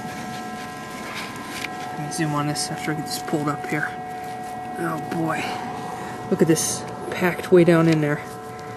Laying completely flat. Shows you just go under old bushes, bushes that you know are newer, because you just never know what's under them. This bush probably isn't that old, and I'm just swinging around underneath it under all them thick roots, and got this rosy way down on the bottom here. I'm going to stop filming now, clean it up later, but just rosy, so I'm not going to pull this out live. That's going to be a little hard to get at there without scratching it, so I'll get back with you guys. Hey guys, time for the wrap up. I got a really cool wrap up for tonight. I think you all are going to enjoy it. It took me a while to get ready, and I know I've had a great hunt today. It was very enjoyable. Found a lot of unique items, not just a lot of coins or anything, so this is going to be fun here. First off with the clad, I dug a lot of copper pennies. These are all copper pennies, except it was funny. After I dug that Indian, I was talking about never digging deeper zincs there, and then I dug like a 3-inch lawnmower zinc right after I got that Indian. So got all them copper pennies. Let's see, 3, 6, 9, 12, 15, 18, 21 copper pennies. 4 post-1960 nickels. 4 clad dimes. For the wheat pennies, which before I started filming I just forgot to count. These are the 50s, the 40s, and the 30s. None of the wheats are uncommon. There are 2 estimates from the 40s, but the rest are P&D, and the 30s ones I think are 36, 38, and 39 plain, so very common. Yeah, I'm not even going to bother counting them. I got 2 older nickels. A 1957D and a 1953 plain. So older ones, but nothing special. And then to some of the interesting items I think you guys are going to like. I was very happy to find these. First of all, here's that pendant, which I'm assuming is supposed to be broken like this, and I guess somebody would have the other half. It says, "Watch me and thee, we are absent another," and then it says Genesis, and I can't really read the bottom there. I think I see the numbers 4 and 9, but it's really hard to tell. It says PAH there at the top.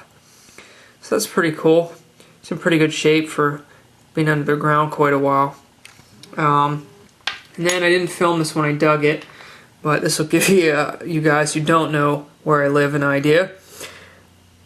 This is an old traction bus token. I haven't found one of these in quite a while. I did find quite a few of these earlier in the year, but I haven't found one of these for months. It says Johnstown Traction Company, 1 fare. And this rang up kind of like a high, between a zinc penny and like a wheat penny. Somewhere right in between there.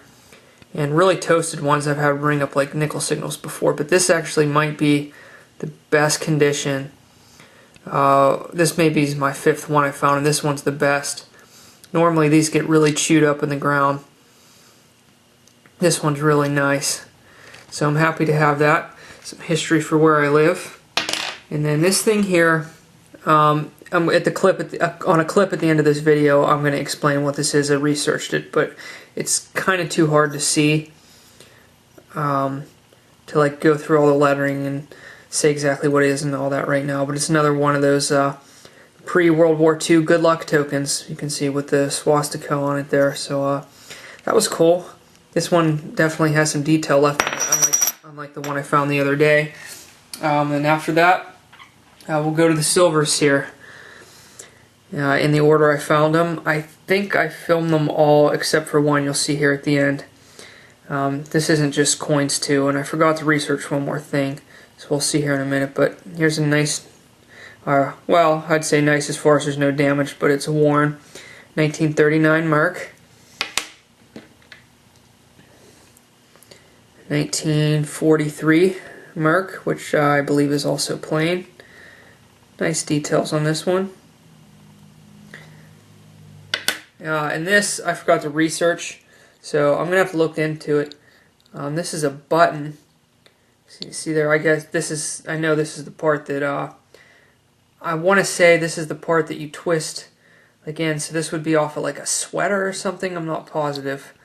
But surprisingly, this is all still intact, and I think this is just plated, but look at that there. I don't really know much about older vehicles, so I'm not sure if that's a Model T or what, but this is one really cool button. It's light, but I know it's older because all the targets I'm digging around 5 inches at that place are almost always old, and this one was down there a good bit. So I'm going to have to research that. Really, really cool button. And then the black 1950D Roosevelt dime, which I tried to get on a live dig, but ended up digging something copper beside it instead. So I don't know if I just pinpointed the wrong one first or if the signals were blending together. Hold on a second, my cell phone's going off. Okay, sorry about that interruption.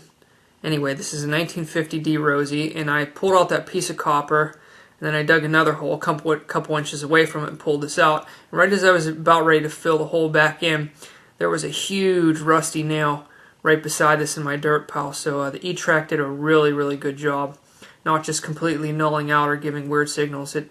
Even though the signal was weird and it was really squeaky, it definitely had that silver ring to it in there. So I dug three targets right beside each other, and one silver popped out. Definitely the most black Rosie I've ever found, but not complaining. Okay, and I forgot to clean up this. This is the Indian head I found. I actually doubt there's even going to be a date on this one. It's just so worn. But I will clean this up. It looks to be, just from the way the details are worn, this is probably one of the newer Indians. Probably post 1886. This looks, just from looking at how it's wearing and that, it looks like one of the second variety Indians. So this is going to be, if it does have a date, I'm guessing that one's going to be newer than 1886. So it was surprising to find that there. It's hard to say if that was from one of the surrounding properties. There are some older properties around, or if somebody had that on them, you know, in the 40s, 50s, or 60s, so it's hard to say. But then I got this really sharp 43 Merc. And this one came out, there wasn't really even any dirt on it or nothing. It just kind of flew up out of the hole. So, kind of hard to believe this one just came out right like that. But really nice shape there. You can see the details on this one. It's really sharp. And then that Rosie that I did a live dig on ended up being a 1958 plane. Also in very, very nice shape. And toward the end, after I dug that Rosie, I just found a spot that had wheat pennies everywhere, and I dug a bunch of wheats, and then I got another deep wheat signal, and then this pin came up. Really cool old pin. Has some hearts around the side. It looks like some flowers in the middle, and on the back, like the actual pin was thin copper. So when I cleaned it, it came off. But if I can zoom in here real slow, you can see it marked sterling there, or at least some of it's worn smooth. It says STERL, but definitely meaning sterling. So this is a really cool old pin. Really happy to have this. Haven't found any. This is my first ever silver pin. I found some other interesting silver items this year, but never a pin. So I know that definitely has some age to it. Probably the 40s or the 50s. And you never know, it could be family heirloom, could go back even further, so I'll have to see if I can figure it out, but really cool. Alright, in a second here I'm going to show some more information about that token. I'll clean up that Indian and some other stuff. Alright, I got a ton of dirt off this Indian, and I'm probably not going to be able to see this on there. It's really hard to see. I could see it while I was cleaning it off, but now it's dried off a little bit. Just using a natural lemon cleaner on it. Special coin cleaner. It is a 1908. Just barely got a date off of it. And unfortunately there's no S on the back under the wreath. But really toasted, but just enough left to get a date on there. 1908 Indian. And then here for that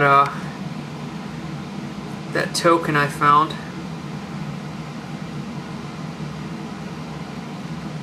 There's some history on it. It says the Excelsior Shoe Company took advantage of the opportunity to associate their advertising with the new Boy Scout movement that began in 1910. They created a Boy Scout shoe and tokens issued between July 1910 and January 1914. The tokens were manufactured by Schwab Stamp and Silk Company of Milwaukee, Wisconsin, and Whitehead and Hogue Company of Newark, New Jersey. That's all I'll read, but there's all the tokens have roughly the same design, but there's a bunch of different varieties of them, so I didn't look to see exactly which one it is, but it's pretty cool. It's a little bit older than I expected. Alright, see you guys later. Happy hunting.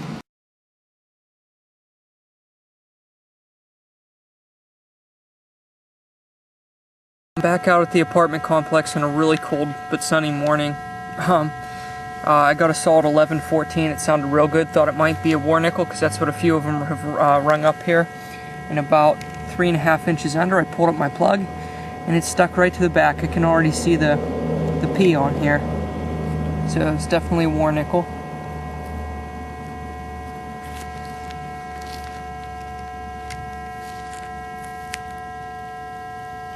$1943.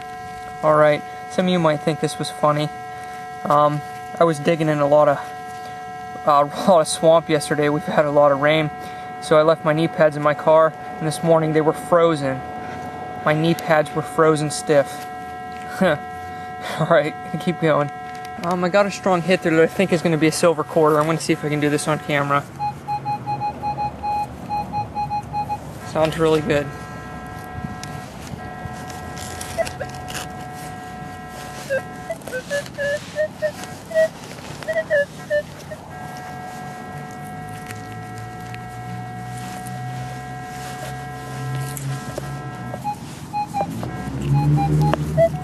Nope. Piece of copper pipe. Darn it, that one sounded good. Alright, sweet. I just dug a 1035 about 4 to 5 inches down. And I just got an Indian head. Cool. Looks like I'm in a good spot here at the complex. Oops. I'll have to clean it up later. It's really grungy. But I can see the 1 cent wreath on the back. Alrighty. I dug another deep Indian head signal that was a little sketchy, but it's in dry ground and about 5 inches down. And I'm hoping that's what this is here at the bottom of the hole. Now when I run the probe over, it's coming up 1137, so it could be an Indian. Could also be a wheat, but I'm going to get it pulled out and we're going to see here.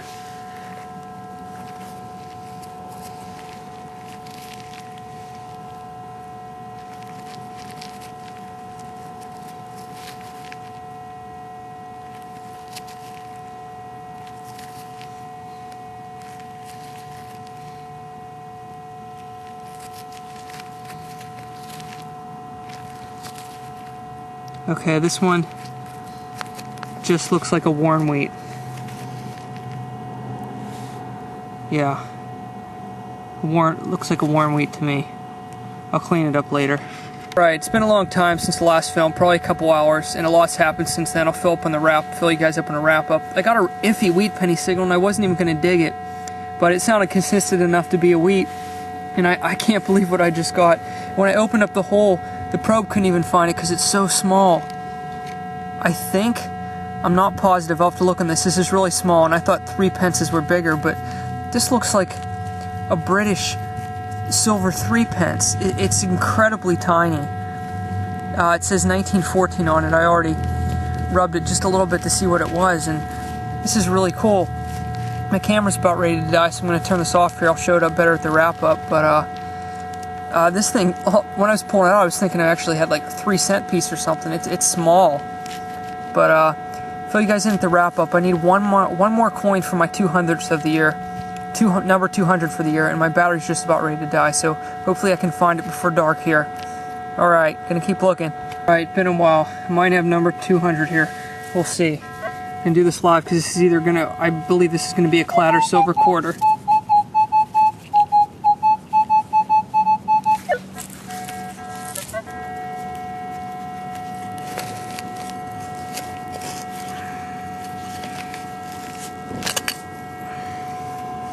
Yep, it's silver.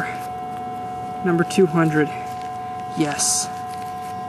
Alright, my camera's about ready to die. There's some people hanging around. So I'm going to go now. Clean this all up later.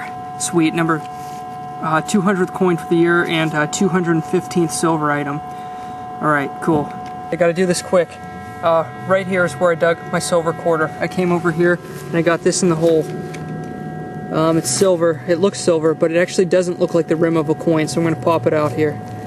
It might be just, the ridges might just be worn smooth, but it doesn't look like a coin to me. Could be. Okay, and it is. It's just worn on the sides. It's a mark right next to that Washington quarter. So it probably dropped at the same time. Cool. Number 201. Alright guys, time for the wrap up. Got a lot of interesting finds today.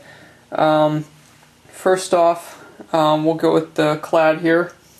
Got 4 clad quarters, none newer than 1973, 4 clad dimes, 2 post 1960 nickels, 11 copper pennies, and I stopped filming for a while in between. I talked to a guy for almost 45 minutes. I was actually talking to a lot of people today there. One guy told me he actually did do some hunting before there. He lives there at the apartment complex. It's an older guy. He has a white, I think an XLT or an MXT. I'm not sure which one. I think an XLT. And he said he found a mercury dime, and he said he found a bunch of old coins in one spot. So I guess he was meaning a pockets bill.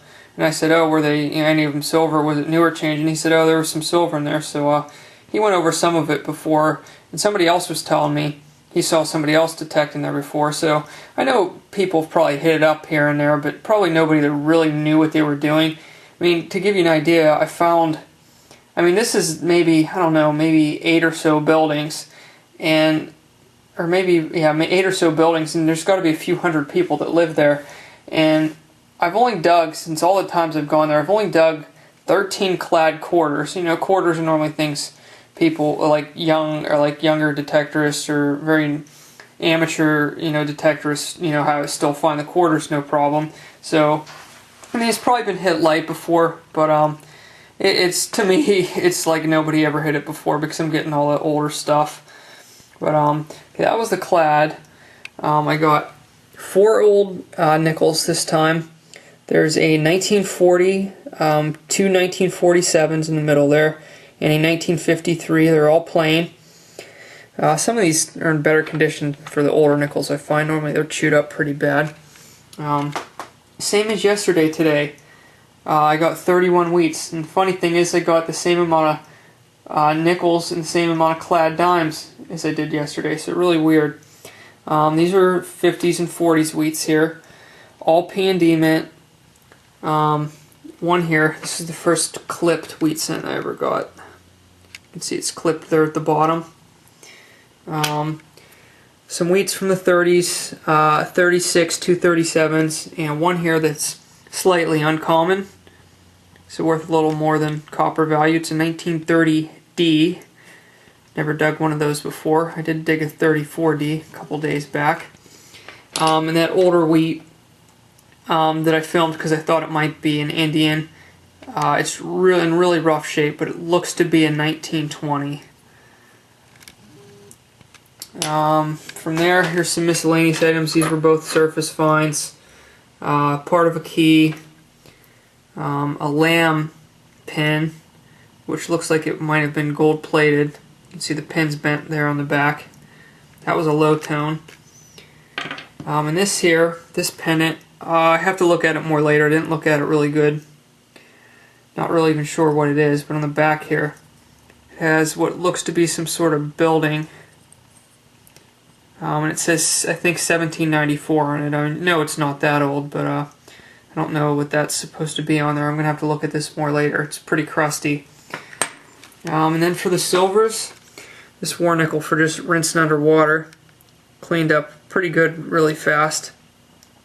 Especially the back. There's a 1943P. Once again, I forgot to clean up my crusty Indian. So I'm going to have to do that here in a minute. There should be a date on that one for sure. Looks like a newer Indian. Upon cleaning this Merc up and looking at it, it is very flattened at the top here. You can see that. Pretty squished up there at the top. But it's a common date, so silver is silver. And from there, I got a 1946 plain rosy. 1951 rosy, which is also plain. And then here was the find I was excited to get. This was about 5 inches down. It hit like a penny, but it was a little bit of a shaky signal, and that's going to be because of its size. This thing is thin and small. It's a Great Britain 1914 George V 3 pence. Which is really cool. I did find a 6th pence in a public park earlier this year that was 1916. So 2 years earlier, and it's a 3 pence instead of a 6 pence. To give you an idea on size here, there's a rosy. Look at it on top of the dime.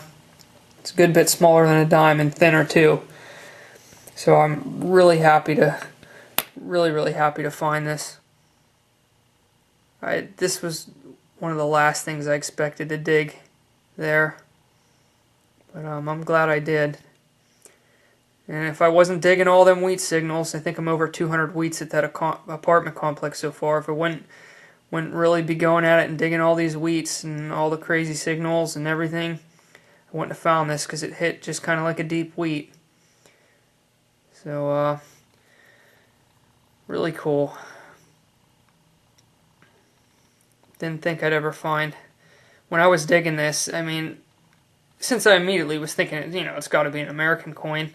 As soon as I pulled it out, I'm thinking, wow, this thing kind of looks like a trime or like a 3-cent piece or something. So it kind of had me going there for a second.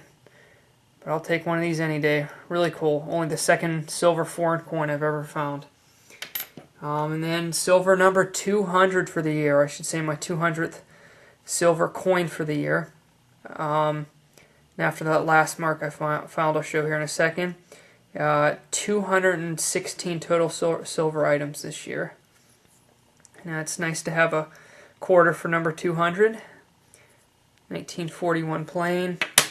Then the mercury dime that was only probably about 10 inches away from it, which, you know, 39 mark and a 41 Washington. It was probably a little silver spill. You know, not certain, but probably. That one's a nice 1939 plain.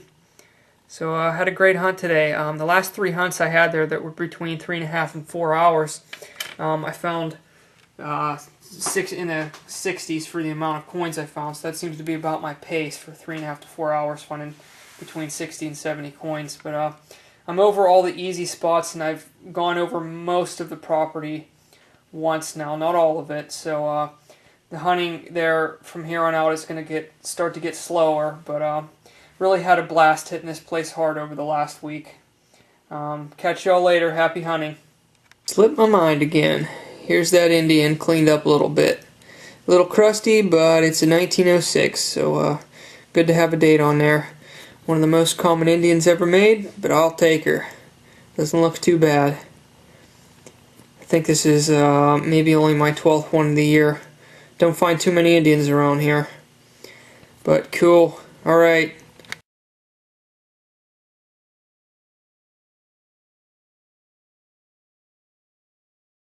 Before I put up some digs, I'm going to show you guys a cool token I found earlier in the year. I'm showing this by request, a request from JAD5822. So go ahead and check out his channel. But he informed me that this token was pretty rare. I didn't think it was because it's a local token, but it says good for one fair. And it's kind of hard to see the back, but on the bottom here it says Westmont Borough Inclined Plane, which is it's a couple miles from where I live. It's the steepest inclined plane in the world, and I didn't look it up when they stopped making these tokens, but I've only ever found one of these, and that was earlier in the year before I started making videos. So I mean, I found a lot of the Johnstown bus tokens, but this is the only one for the inclined plane I've ever found. So this is pretty cool. He told me that this was it's a rare token that could be worth up to around $60, but I'm guessing not in this shape. But I'm not planning on selling it, but if I ever did, it's good to know it could be worth a few bucks. So there you go. There she is. Alright, I'm back at the apartment complex for about a 2-hour hunt before it gets dark and cold. I had a lot of errands to run today, but I'm able to get out for a little bit because it's nice and sunny. I got a hit here that I think might be a silver dime, so we'll see what it is. I already cut my plug.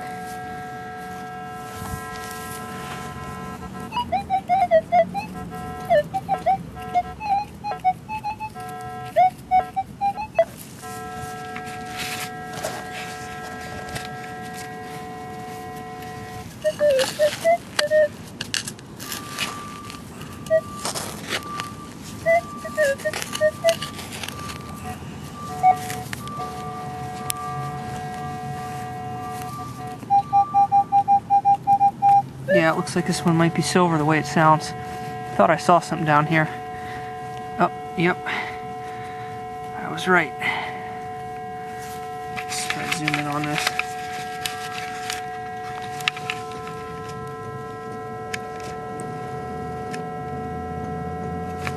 Just a little speck down here. There we go. Try to pry this guy out.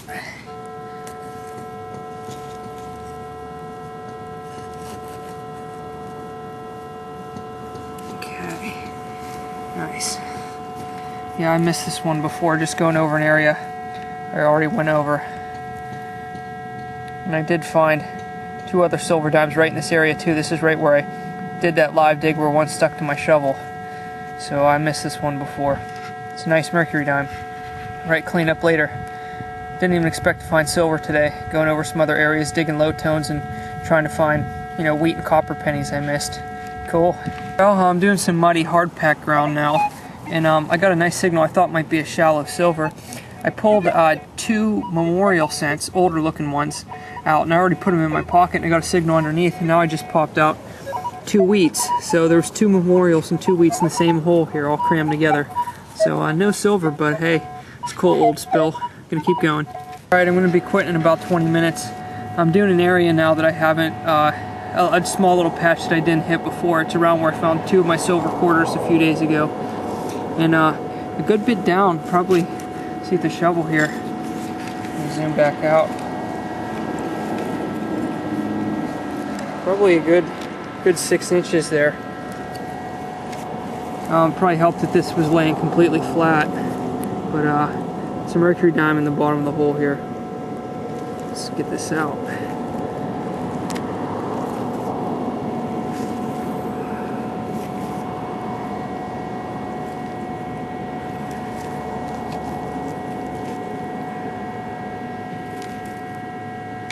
$1943. I'm digging a lot of 43s for the Mercs. Oh, it's a D. Cool. I don't think I've dug a 43D before, even though it's common. Don't dig a lot of them Denver mints over here on the East Coast area. Not quite the coast. But alright, can keep looking. Alrighty, back from my hunt. My 2-hour hunt quickly turned into a 2.5-hour hunt. I decided to bear the cold, so here's what I found today. I actually did a lot better than I was expecting. I wasn't expecting to pull this much in that amount of time. Got 1 clad quarter, 5 clad dimes, 2 nickels, 3, 6, 9, 12, 15, 16 copper pennies, 1 which is a 59, missing wheat by a year. I found, I forgot to count the wheats again, 2, 4, 6, 8, 10, 12, 14, 16, 18, 20, 22, 23, 24, 25, 26 wheats. So that was really good for 2.5 hours out of that spot. These are all the 40s and 50s once again. Both P&D mints, except for one of these here is a 1940S. It's funny that these last 4 here from the 50s are all 52Ds, and up here I got 4 1944 planes. So a lot of duplicates. 1 from the 30s, which is a 39 plane, and this one here just warped back quite a few years. 1910. Really wasn't expecting that. Too bad there's no S on there. But I'll take it, a 1910 Wheatie. And a Wheatie that's unreadable. It's completely toasted. And bent too. It's real thin also. You can see it's bent. I didn't get it on film, but under where an old tree was torn out, got a nickel signal, filled in my hole, and then I got another one. I got 2 old nickels out of the same hole, so that's my first ever old nickel spill. And 1942 and 46 plane. The 42 isn't silver, so too bad. That could have been 2 war nickels, but that's still cool. Here's something you don't find every day. A 1970 S Jefferson nickel. After 1955, for circulation, the San Francisco Mint only made nickels in 68, 69, and 70. So these are not easy to find in circulation. But I have found 1 or 2 over the years in pocket change. We also dug a 1959 Canadian penny with Queen Elizabeth on there. I can't remember the year that they started putting Queen Elizabeth on there instead of King George, so that probably just missed it by a couple years. And then I got 2 silvers. Both are in pretty good shape. Got a 1944 plain. It's a nice average condition mark. Looks to be somewhere around the very fine mark. And then 1943, which is a D. This one also looks pretty good. Back's a little bit more worn than the other one. Nice to find a D mint mark. Most of the ones I find are plain. Actually, for the Mercs, though, I haven't been too bad on finding the S mint ones. I've been finding a few of the S mint Mercs, but not a lot of D mints. That was everything for my hunt today. Happy hunting, guys.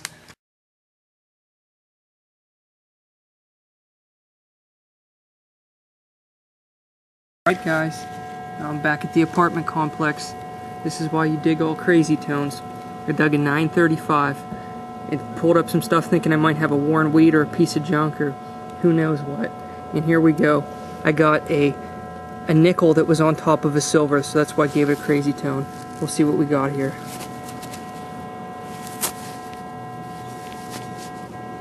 Well, that looks to be an old nickel, not a war one.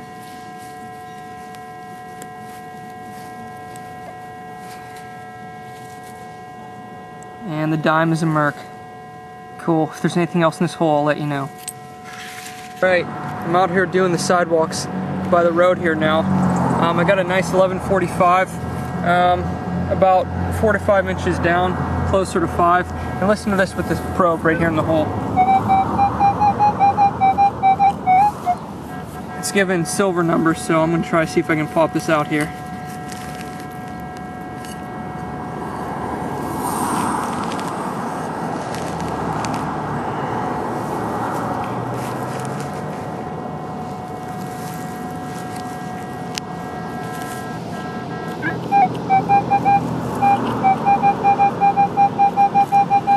Still in the hole.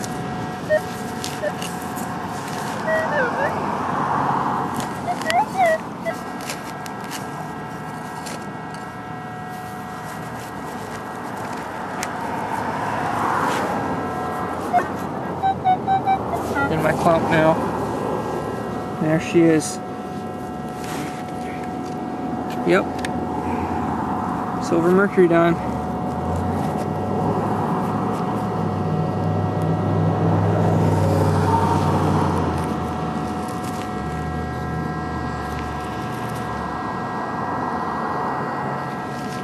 I'll get the date later. Or no, wait, here we go, 39.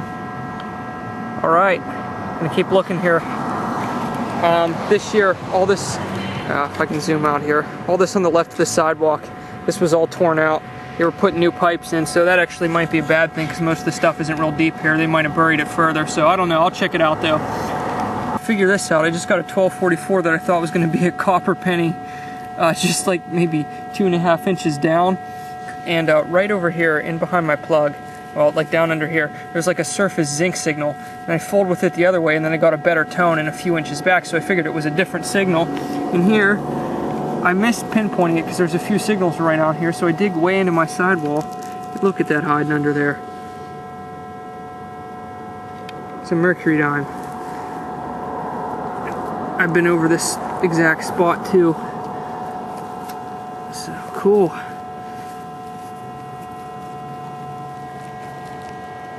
$1944. Looks pretty good too. I'm surprised I didn't scratch this one. So I didn't think it was going to be anything special. I was really just digging really hard under that sidewall. So alright, cool. Maybe I'll pull that surface signal a little bit over just to see what it is. Alright, it's pretty fun. There's signals everywhere right here. I just dug a wheat penny right here. Right here. I dug one out of this hole. And now I dig down a little bit further, and now there's two more. Stuck to each other. Or I assume these are both going to be wheats. I'll check the hole again with the probe. Okay, that seems to be about it. Alrighty. Okay, there seriously needs to be some silver in one of these holes. Right back there, I dug all them wheats I just showed you, and then I dug one more. I came over here, I got a wheat here, here, and I got another signal here, like kind of like in a line, each about maybe 5 inches apart from each other. I popped out a wheat here on this side of the hole. I got a signal on the other side of the hole. I popped out two wheats that you can tell they were blue. They were stuck together for a long time. And let me see if there's any other signals in the hole. But okay, like seriously, there needs to be some like silver or anything other than pennies dropped in these holes. I dig a nickel, but I'm just digging a ton of wheats in this section. But hey, I'm not complaining. Wheats are cool. I'll dig them all day. I'm having another good day here. Well, after that rant, here's that nickel I was talking about. I don't know, maybe 4 inches down. I got a nice 1013. Sounded real good and solid. And as you can see down in here, it's sort of yellowish and very grayish, which means I'm betting this is going to be a war nickel. So that's how they tarnish and That's kind of what happens to them after they're underground a while. So this one looks like a war nickel. I didn't pull it out yet, so we'll see. Yep, 1943. A little too tarnished to see the mint mark back there, but definitely got ourselves a war nickel because all the nickels in 43 were silver. So cool. Glad to dig something after about digging 15 weeks. Nice to get something different. But wow, 4th silver today. Wasn't really expecting anything like that, but gonna keep going.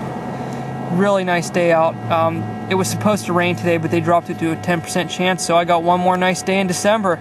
I'll take it. And dang, look at this thing. Wow, is that heavy? That came up a solid 11-14, like kind of surface.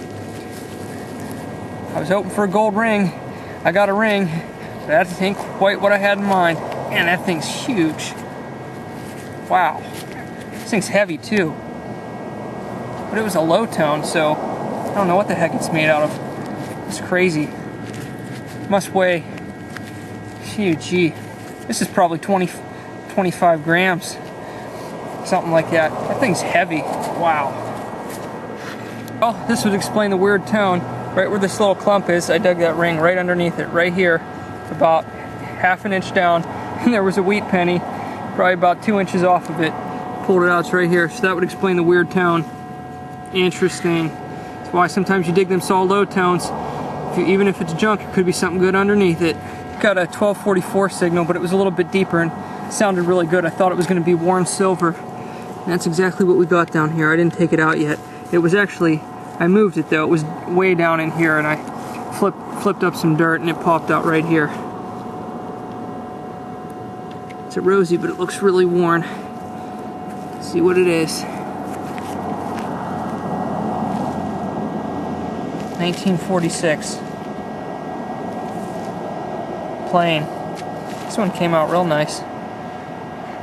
I'll take it. Hard to believe 5 silvers today. Wasn't really expecting much. Really having another good day. Alright, been a little while. I think I have a hit here that I think is going to be a quarter, but it's possible it could be a silver one. It sounds a little bit better than a clad quarter, so I cut my plug and we'll do this live here. It seems like it's only about maybe 3 inches deep, so we'll see here.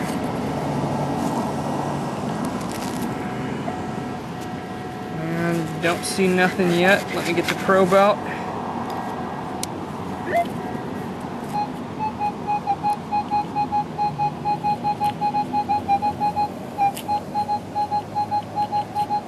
Yeah, it's in my clump here.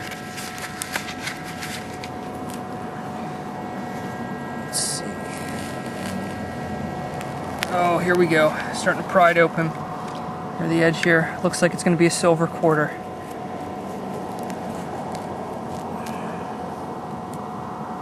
Oh, nice. Just a little bit of a spot I didn't hit up last time. Shows you here any small area can just have anything in it. Well, it's a Washington quarter, so I'm not going to rub it anymore, but get the date later on this guy. Also looks like a plane. Cool. Get back with you if I find anything else. It's getting a little darker now, threatening to rain, and it's about quitting time here in maybe half an hour anyway, so hopefully I can find something else. I just got a nice high tone that was really hard to hear. I had no idea what the numbers were because there's a ton of interference here. The detector's just chattering the whole time, so I'm going real low and slow, and I missed pinpointing this pretty bad, but I flipped it out, and look, I got a standing Liberty. It looks really worn, but that predates where I'm at quite a bit, so I'm guessing it's going to be a smoothie. It's got a D-min on there, but looks like the date's slick. Yeah, this one's really worn. You can see the stars are worn around the rim on the back, but hey, I'll take it. This is really, really cool. Alright, having an awesome day.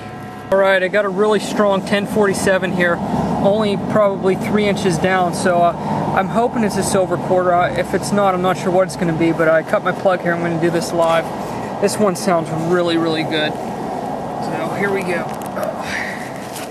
Ouch. And I don't Nope, see nothing yet.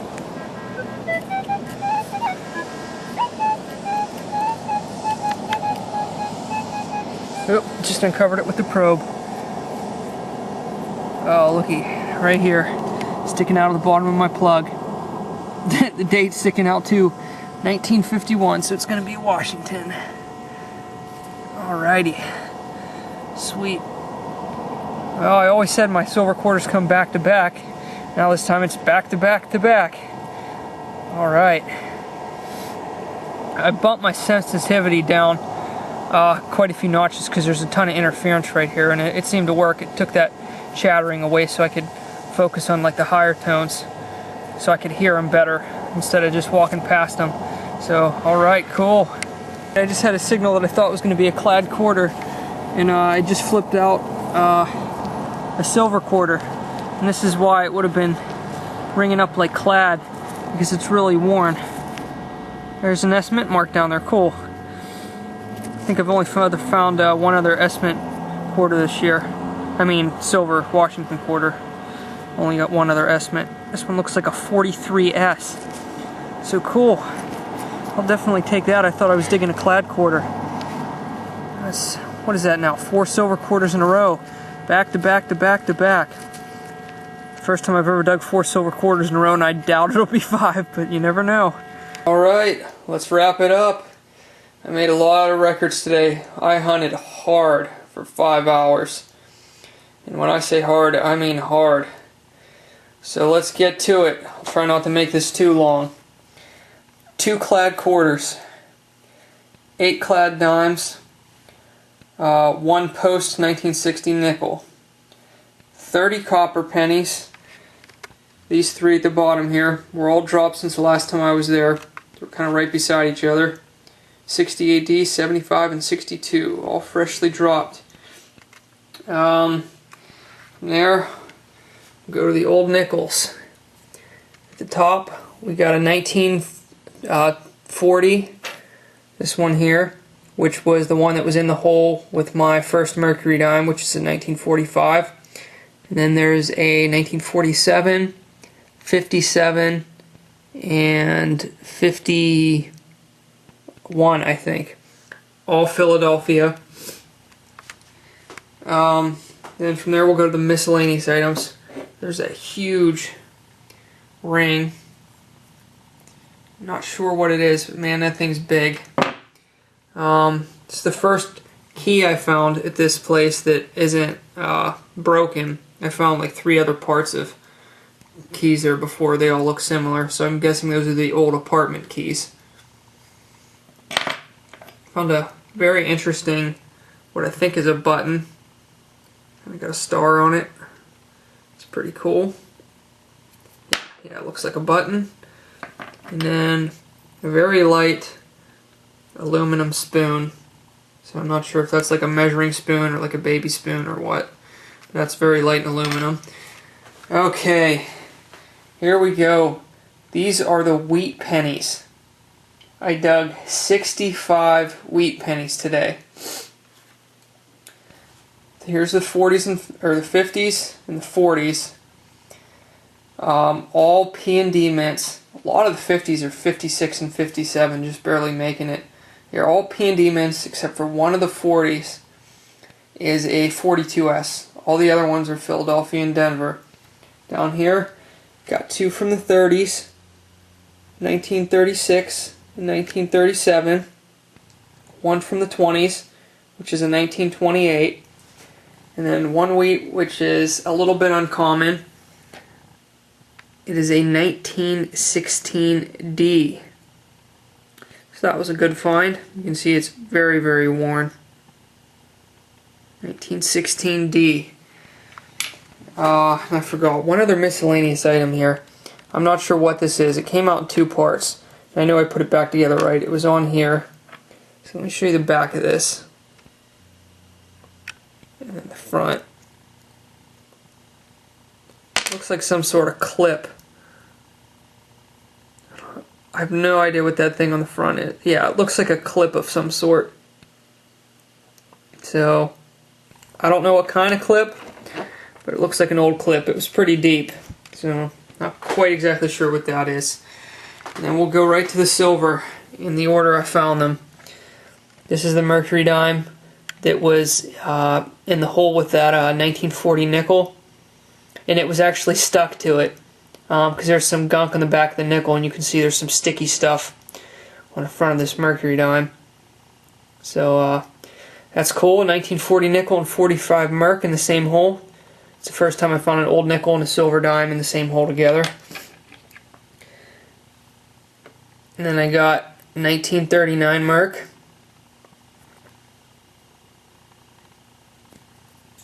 It's funny how I found like all the same types of coins in a row. And the third merc, 1944 D. Actually, looks like it's a little smushed on the bottom there. Looks like it was like that though, not fresh. Oh well. Then the war nickel, which is one of the very common ones, or the most common I should say, they're all pretty common. 1943 P. There's the lone Rosie, 1946 plain. And then the quarters. Look at this, 1957. Man, is this one sharp. Looks like it was just minted, probably right before it was dropped. All I did was rinse this with water, so this thing is a beauty. Very nice. Silver quarter. And then I found a 1951 plain. Also in very nice shape. And then the standing Liberty quarter, which is extremely worn. So this was probably still in circulation in the 40s and 50s, I would guess. Moving on this one slow. There's a D mint mark down there. But everything else on this coin is pretty slick. No date. You can see some of the stars are pretty much gone on the back. Still a great find. I'll take those in any condition. And then the last one is a 1943 S, which has a lot more wear, but the nice thing about all these silvers is none of them really have any nasty marks or nothing, so they all came out pretty nice. Alright guys, happy hunting! Before I forget, there's another part of the record. I dug 119 coins today, which is the most I've ever dug in a day, and I crammed it all in 5 hours. Cool.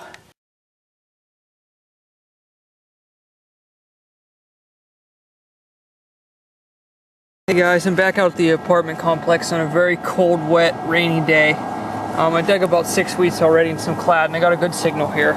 It's coming up 1446, 1346, so I think this might be silver dime. We'll see. It's coming in really strong with the probe.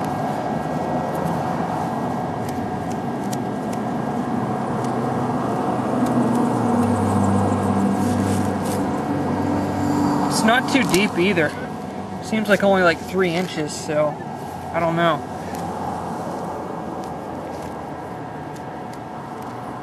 No, actually,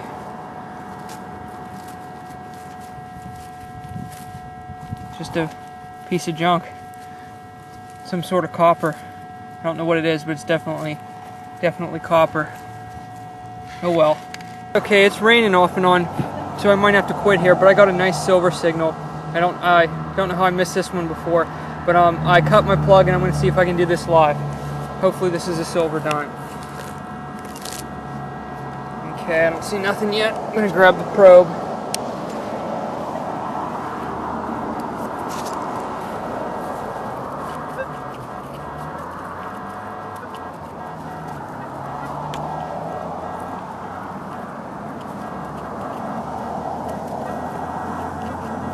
I guess I just have to go deeper, unless I miss pinpointing it.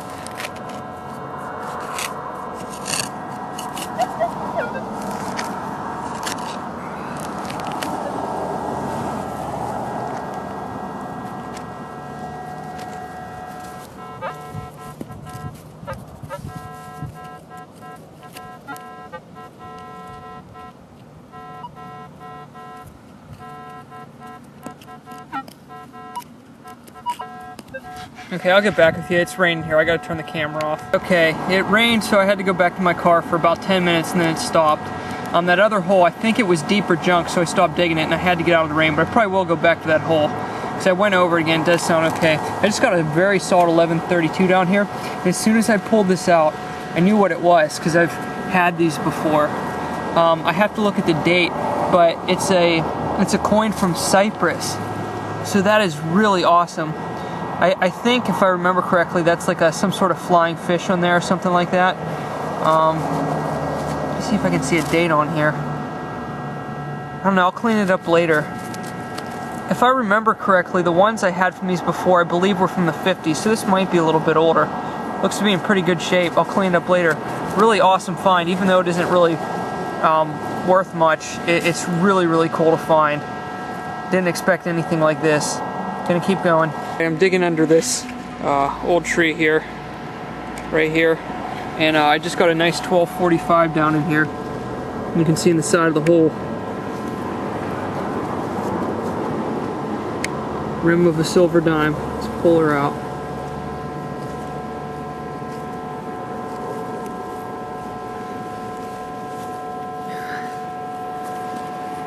Right under a big old root here too. Having trouble getting this out. You can see that root there, but let's see what we got. Silver Roosevelt dime, and about a yard up this way, I just dug a kind of little butt above my coil. I just dug a wheat penny that came up at 1041, and it was a worn older one. It was from the teens. I couldn't see the last digit, but I think it was in 1918. So cool, got a silver out of here. Gonna keep looking. Had to put some foot warmers in. My feet were freezing. Those things work pretty good though. I'll have to buy more of them. Oh, I was just getting a bunch of signals. Right here, I just dug maybe like a 2-inch memorial penny. And over right here and a couple inches back this way, over like under where my plug is, I was getting, I don't know, just some kind of hit that sounded like a dime or a penny or something. But I had a real solid low tone here, so I wanted to dig that first. I was thinking I was digging maybe like a 70s or 80s clad spill. And then right next to that memorial, I just pulled out a buffalo, and this thing is worn, so I know there's not going to be a date on it. This thing's really worn, but since I didn't think it was going to be anything special, I was digging hard, and I really hit this hard with a shovel, but you can't really see it kind of across this way.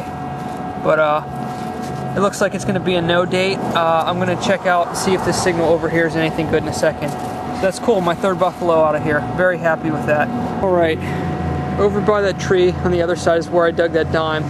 And right next to that buffalo nickel, which was on this side of the tree, I told you there was a signal next to it. It was like a faint kind of 1241, but it was nice and repeatable, and it ended up being a really old looking wheat penny, which I kept it separate. So it looks like that was a really old spill there. I think I might have a silver dime here. I cut my plug, so I'm going to try to do this live again. It's a nice high tone.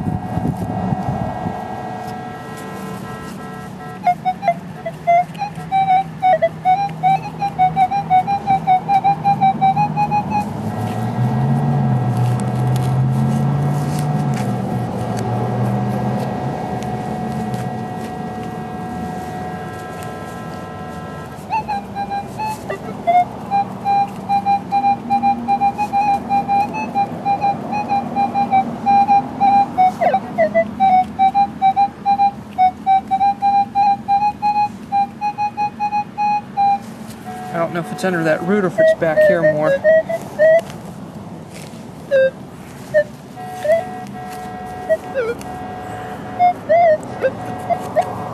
Kind of hard to tell.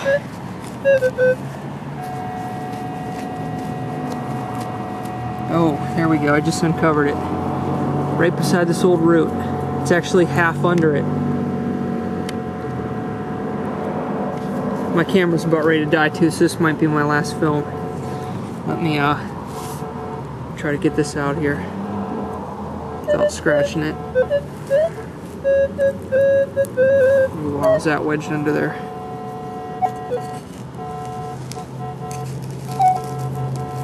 Here we go. Cool. Mercury dime. I'll clean it up later.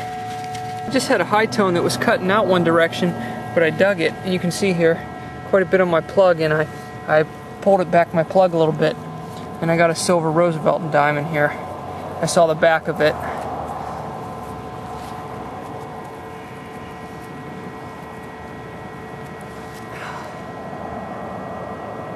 A D mint mark. Not sure what the date is. You can see there's a lot of places like right here where a lot of big old trees were removed. Not all the roots are dead yet. I was right over top that muddy area digging through roots, and I got a wheat penny about 7 inches down that took me about 5 or so minutes to get to. So I'm in an area where the dirt got pushed around a good bit, so I'm going to take my time around here, just swing real slow and see if I can find the old coins like around where this tree used to be. Alright, gonna keep going. My battery is gonna die, so this could be the last film. I'm coming over a spot I've already gone over twice, both different directions. Now I'm just going really low, really slow, and going over the third time. And I might have passed this up the first time, because for a while I was passing up the shallow copper penny signals, and I just got a 1244. I'll zoom in on here, and this was about 1.5 inches down, maybe 2 inches, but gee. Alright, time for the wrap up. That last clip got cut off because while I was filming it, right before I showed the coin, my camera died. I knew it was going to happen. It even went longer than I thought it was going to. But very successful 3-hour hunt today. This apartment complex just keeps on giving. I got 6 clad quarters, which is I think the most I've found there at one time. 3 dimes, 3 nickels, 2 of them are 64s that I thought were going to be older. One's just a newer one, and 8 copper pennies. Did good on the wheats again. As always there, that spot's just completely loaded with wheats. These are the 50s, the 40s. Look at this clipped wheat cent here. Wow.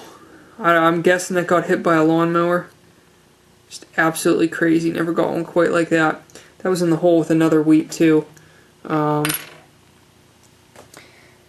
I got one from 1934, a little bit older, and one from 1918, which was kind of around that old tree. I was finding some really old stuff around that tree, so I'm guessing those were dropped before any of those buildings were put in.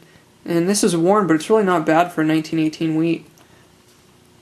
And then this was the signal that I said was beside that buffalo nickel that I'll show here in a minute. The date's completely rubbed off, but I think the first couple digits are 191. If I had to take my best shot, I think this is either a 1910 or a 1913. It's the closest I could get to figuring out what it is. It's really far gone. But the wheats totaled, I found 30 wheats today. And then here's the silvers in the order I found them. 1947, plain rosy. Well, this was, I put these in my collection, so this was in order, but this is obviously not silver. That's that buffalo nickel I found with that old wheat penny that I can't read. And this one's definitely slick. There's no date on there and really worn down. So I'm guessing these 2 coins were, dropped probably at the latest in the 20s. Because that wheat's definitely from the teens, and this buffalo nickel's worn down, so worn it had to be in circulation quite a while. So that buffalo nickel's probably at least from the teens, 20s at the newest. Then I got a 44 Merc, plain, average condition, very nice. And a 53 D, rosy I believe. Yep, D on the back there. And a 1941 Merc. This is the one I found right as my camera died. 1941, and right before I left I was just randomly swinging, and I actually pulled this, which I didn't get on camera. It's a 64 plain rosy. So I had a very good day on the silvers again there at the apartment complex. Just keeps on giving. And my favorite find of the hunt, and probably my favorite find of the last few weeks. Very cool to find one of these. Government of Cyprus 3 mils, or at least I think you pronounce it mils, 1955. Really cool coin. Not too many people in the US can probably say they found a coin from Cyprus, but I'm sure a lot of you guys have found some stuff I've never found either. I just really love finding the old foreign coins, especially knowing that this one's probably been under the ground a while. I'm actually very curious of what these are made out of, because it rang up 1132, which is lower than a zinc, lower than an Indian head, but as you can see, it held up underground for a long time really well. So I'm actually very curious to research kind of what these are made out of. And on the back there, it says the second Queen Elizabeth. So this is definitely one of my favorite finds this year. It was so funny that I knew what it was right when it popped it out. As soon as I popped it out, I saw that flying fish in there right away, and I go, "Oh man, a coin from Cyprus!" I was all excited. That was my hunt for today. It was about 3 hours in the cold and wet, but I'm glad I went out and I found this old key too, which it's smaller and doesn't look like anything like any of the other old apartment keys I found there. So what's that say? Made for ASCO. I didn't really clean this up. Let's see if I can read this back here.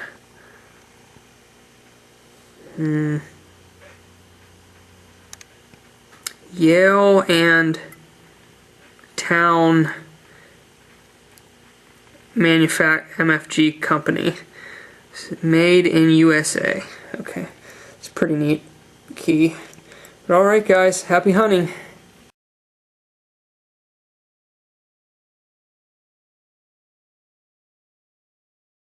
Guys, I'm out at the apartment complexes here, and a lot of the snow melted because we've had weather above freezing. I'm going real low and slow because I've done this area before. And about 3 inches down I got my first coin of 2013, and I'm hoping it's a wheat.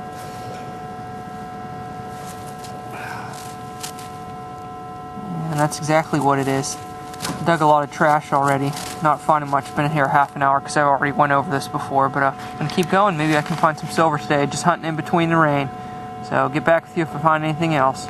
Well, I just got a solid 1245 high tone, thinking it could be the first silver of the year. It's only the second coin I've dug. And I'm going over an area hit before, but maybe, I don't know, maybe I missed, maybe it's because it's on edge and I came from a different angle. But it wasn't that deep. So alright. Silver to start off the year. What do we got? It's definitely a rosy. Just seeing if I can get the date here. 1947. Silver rosy to start off the year. And even better yet, it looks like an S-mint mark. I know I've never found this one before, so that'll count towards my date collection too for dug coins. So awesome. Gonna keep looking. Alright, hasn't been too long. I just dug a signal in a rocky area that was only about an inch down. Like not at all. It was 1246. I think I was digging a clad quarter. And I saw this pop out. Haven't looked at it yet. Man. Another silver dime. Oops. This one's mercury. 1938. A little bit stained, but nice detail. Not gonna rub it, I'll clean up later. Fantastic. First day out, I'm loving it. Just got another shallow high tone in this really rocky area. The other silver dime was just right over here. Since then I dug a nickel. It's been about 10 minutes. I've been going up and down the other way here, and I just flicked this out with my finger. Looks like a silver rosy with some, looks like red paint on it.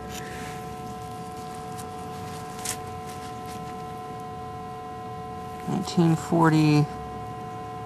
I'm not going to use these gloves because they have grip on them, and I didn't realize it was actually scratching the last silver that I rubbed, so I'm not even going to touch this one even a little bit. But awesome. It's only about an inch under like the other one because this area is real rocky. Nothing's going real deep. Alright, I went to grab some lunch and I'm back. It's only about 11:30. Supposed to get some rain off and on today, so I've been getting pretty lucky. But here's a look at the buildings just to get an idea. I'm on the far end of the property. There's like a big wall back here, and I avoided this spot before because I guess there was a lot of parties back here. Generally this apartment complex is very clean, but this area is really trashy back here. Lots of cans, lots of junk, and lots of deep clad. It's real swampy too. And I just got a clad cord out here, but I decided to turn the camera on to show you guys everything. So that's what I got here, and worked up in this way before. I found most of my stuff in the front of these buildings, but there's like 8 buildings. There's 4 that run straight across. The road's right out here, and then there's 4 in here that run this way. So it's the same layout the whole way. So gonna keep looking in here. I'm content digging clad today. I'm just glad I can get out. You know, I already got them silver, so I'm gonna comb over this area real good. And right over here by those bushes right there, right around there, that's where I found the 2 mercury dimes toward the end of the year last year. The one that was stuck to the back of my shovel. So there could be good stuff up here. So I'm gonna take it slow and keep going. Got a surface find here. I didn't see this here last year, but it is off to the side. Possibly could have been dropped in the snow when it was real deep. They didn't see it. But it's definitely a full watch. Hand's still going on it too.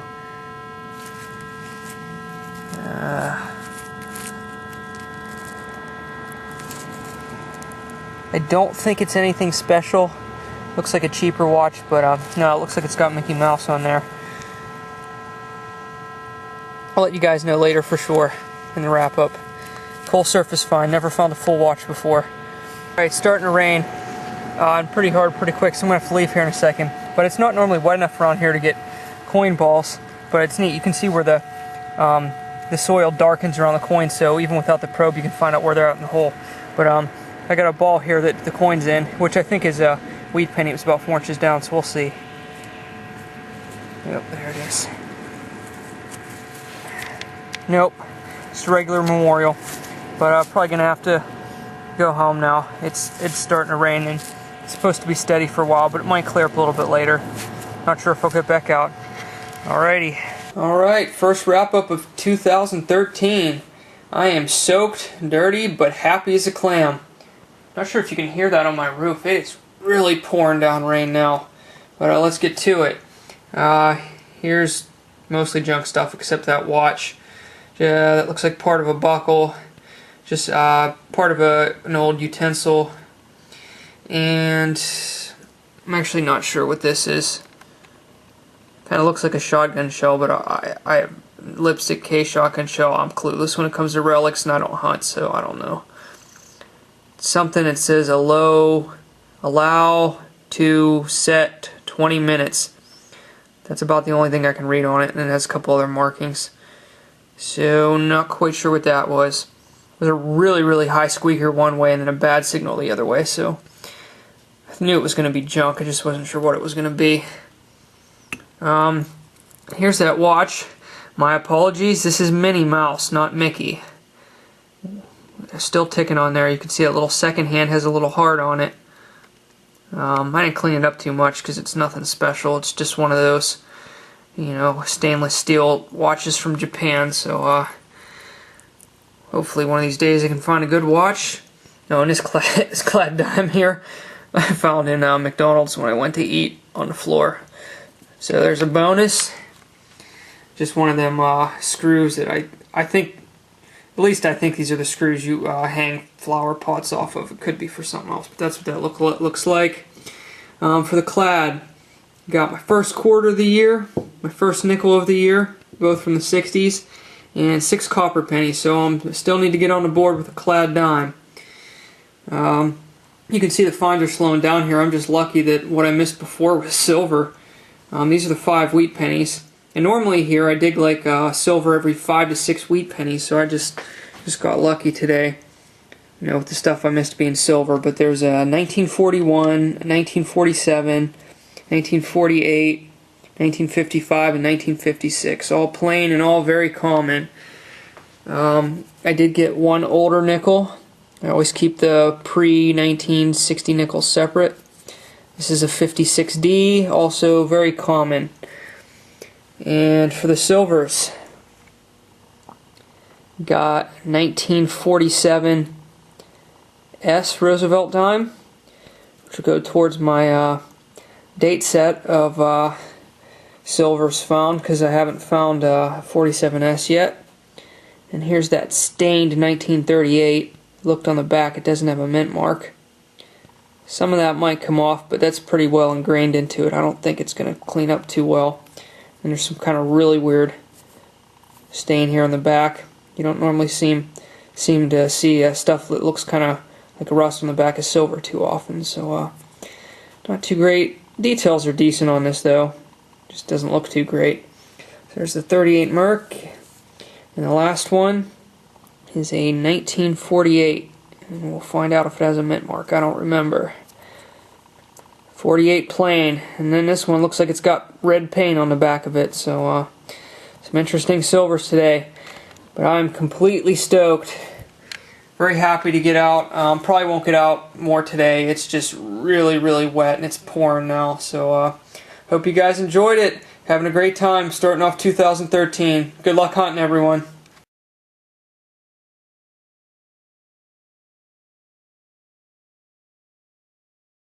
Alright guys, it's a nice day out. I'm back at the apartment complex. It's actually in the 50s, so it actually feels warm to me. It's kind of funny. I've been here probably an hour and a half now, just been digging nothing but copper pennies, a few wheats and like one nickel. I'm not finding much because I'm going over spots I already did. Going real slow. I just got a 10-15 that hit real hard, so I'm thinking, well, could be a nickel and it sounds real strong, you know, maybe war nickel or, you know, junk or gold, who knows, but about 4 inches down, I uncovered it here, and on a 10-15 signal and looking a little bit silvery. I'm guessing this is going to be a war nickel. Bad thing about this is I think I came down with it on my digger. Since I haven't been getting many good signals, I've just been digging pretty hard. So, yeah. Where'd you go? Yeah, I buried it again. There we go. It's down in here. Now let me get this out with my digger.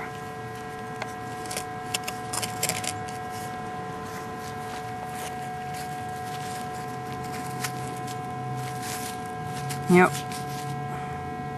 This looks kind of silvery and yellowish, which is how they tarnish. Yep, got a war nickel. So on the board with silver today. Not going to be staying here too much longer. Might try a different spot. On the weekend I can try a local skull.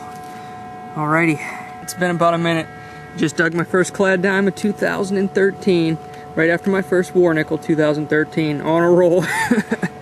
Alright, finally think I'm on to some silver here. I got a solid, nice squeaking 1145. Very classic silver dime hit. I'm going to see if I can coax this one out on camera.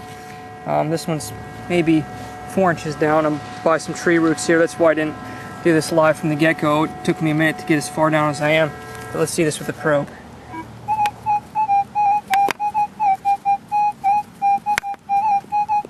That sounds really good. So let's see if I can coax this out on camera here. I'm expecting this to be a silver dime. It would be the first 90% silver today.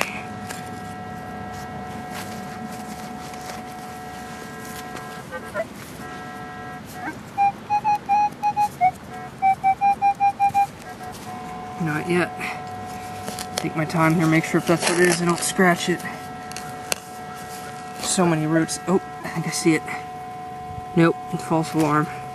Little white piece of root there.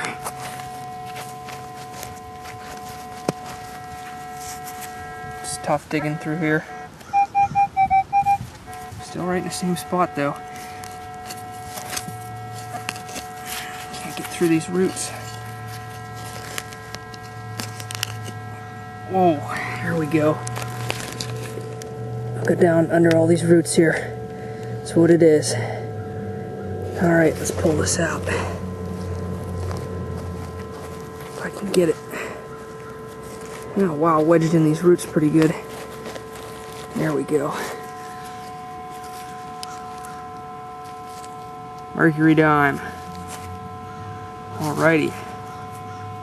Looks like one of the more worn, older ones. Probably, I'm going to estimate from the 20s.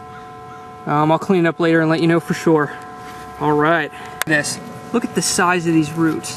One right here, like this, and one back in here. And I have a weight penny signal about 2 inches further down, or probably an inch further down, because the probe's hitting it solid. And it's packed in between these, so I'm definitely not going to do this on camera, and I'm not even sure if I'm going to be able to get it out, so hopefully I'll let you guys know at the wrap up. This is crazy. That's why I don't like digging by trees, but I'm doing it. I've been working on this hole for 5 minutes, and can you see it down there on edge? Finally pulled it up. Looks like a wheat. Tip for digging under roots that are huge like this, what you gotta do is clear out both sides of it and use your fingers. And you gotta reach up under the root like this, and you have to push it all through if you have a signal under the root. If you keep working at it, eventually you'll get down there without even making a pretty big hole. You can see this hole is, you know, only about as big as my hand, so you can do this without making huge holes. You just have to take your time. So I'll pull this out. It looks like a wheat, and it better be a wheat for being under these roots. Holding the camera with my left hand, so this probably ain't gonna come up too good. Oops, dropped it. Oh yeah, it's a wheat. Can't see the date now.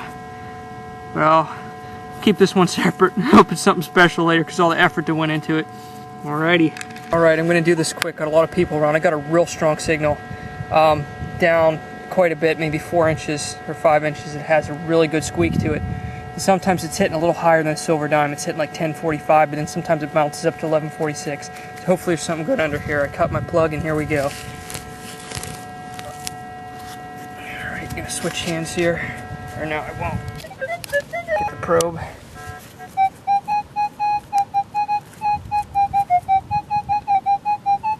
Oh boy, does this sound good. I hope this is something good.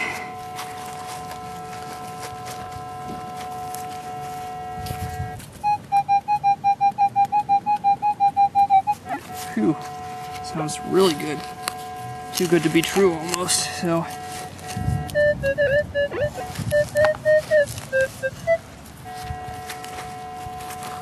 There it is.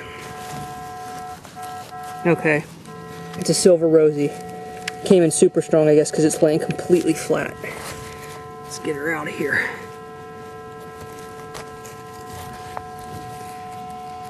Oh, this one's in great shape. 1954. Plain, I think. Awesome. I'll take it. Alright, I was just digging a really weak, like 1142, 1241, just kind of sounded like a bottle cap, even a little bit worse than a wheat. And on edge by this root down here, I got a worn mercury dime. So maybe there's something else in this hole too. Hopefully. It's definitely a merc, and it's got a lot of wear. Looks, it's got to be teens or 20s. Clean it up later. I'm going to check this hole again. Wow, is that merc worn? I'll take it though. Alright, I just got a 1035 signal that was a little bit wobbly, but it sounded okay. And I dug down in, and I saw this on edge, and I'm thinking, oh, well, it's probably just like a worn wheat penny. And my eyes could be playing tricks on me, but I think I see a wreath on the back here. This looks like it might be an Indian. Can't quite tell. It looks like an Indian to me. Let's get this sucker out. That would be awesome. This would be my third Indian head from here, if that's what this is.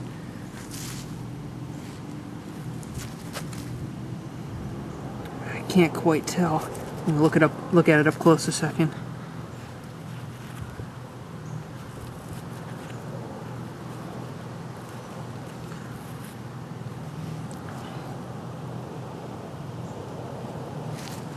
I really can't tell. I think it's an Indian. At least when it was in the hole, that's what it looked like to me. I'll let you guys know for sure at the wrap up. Alrighty, cool. I've only gone a couple yards from that Indian, and man, I got what I thought might have been surface junk. You know how bigger items just kind of hit a little too hard, harder than a quarter, and it's like, yeah, well, that's probably junk. And about 2 inches down, look at this pendant. Looks like George Washington on there. This thing's huge. I'm not sure, it's either brass or copper. But this is an awesome pendant. You can see the high relief on that. Lots of detail on this. Can't wait to get this cleaned up and see what it is. This is really cool. Alright. Let's try another live one. I'm hitting the last strip of grass in this place that I think that I haven't hit yet. And I got a real nice silver dime sounding high tone here, about maybe 4 inches down, maybe not quite that much. So cut my plug and we'll see what we got here. Don't see nothing yet. Wow, making sure. Alright. Sounds good. Might be able to scoop it out here.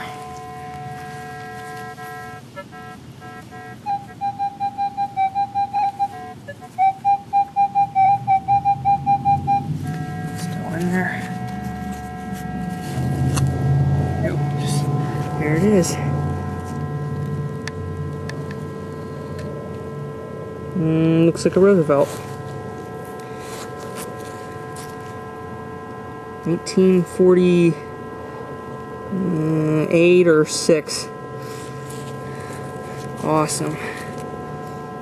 Any patch of grass here that you didn't hit before, you just never know what's here. I'm actually kind of glad I saved a spot like this. Give me something to do. Start off 2013. I think that's the 5th silver. Been here about 3 hours. Gonna keep going strong. Man, I'm having an awesome day. I just got a nice high tone. A couple, maybe 3-4 inches down, and I just uncovered it here. Look at the front. It's Standing Liberty. Alrighty. See if, well, it's in there at a weird angle. I'm gonna switch hands here and try to get this out. Well, actually, let me get a good view of this first here. Look at that, sitting down in there. You can see Liberty running across the top. Alright. Okay. Wow. Oh man. It's pretty worn. Doesn't look like a date on there, but man, I'm thrilled with this. I'm gonna clean it up later. Gonna keep going. Don't want to waste any time. Alright, you can see how muddy it is here. Look at that, Standing Liberty. What a way to start off the year. Alrighty. Alright, been about 5 minutes. I'm digging through sludge and I'm a mess, but I don't care. Look how nasty my detector is. I'm gonna have to clean this all good. I got a really banging 1046, about 4 inches down, and it's hitting hard and really tight, so I'm thinking silver quarter, but let's find out. Cut my plug and we're gonna flip her out here. I don't want to do this with my hands because it's so muddy. Don't see anything yet.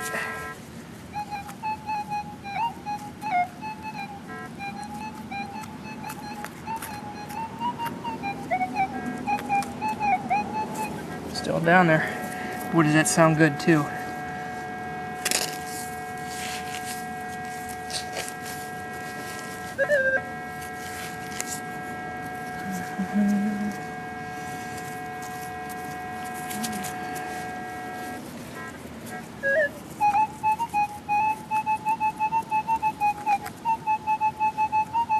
Wow, does that sound sharp? I'm hoping this is a silver quarter. Make sure I don't scratch it.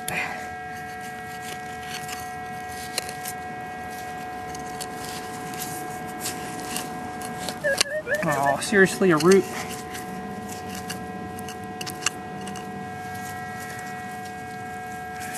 Let me switch hands.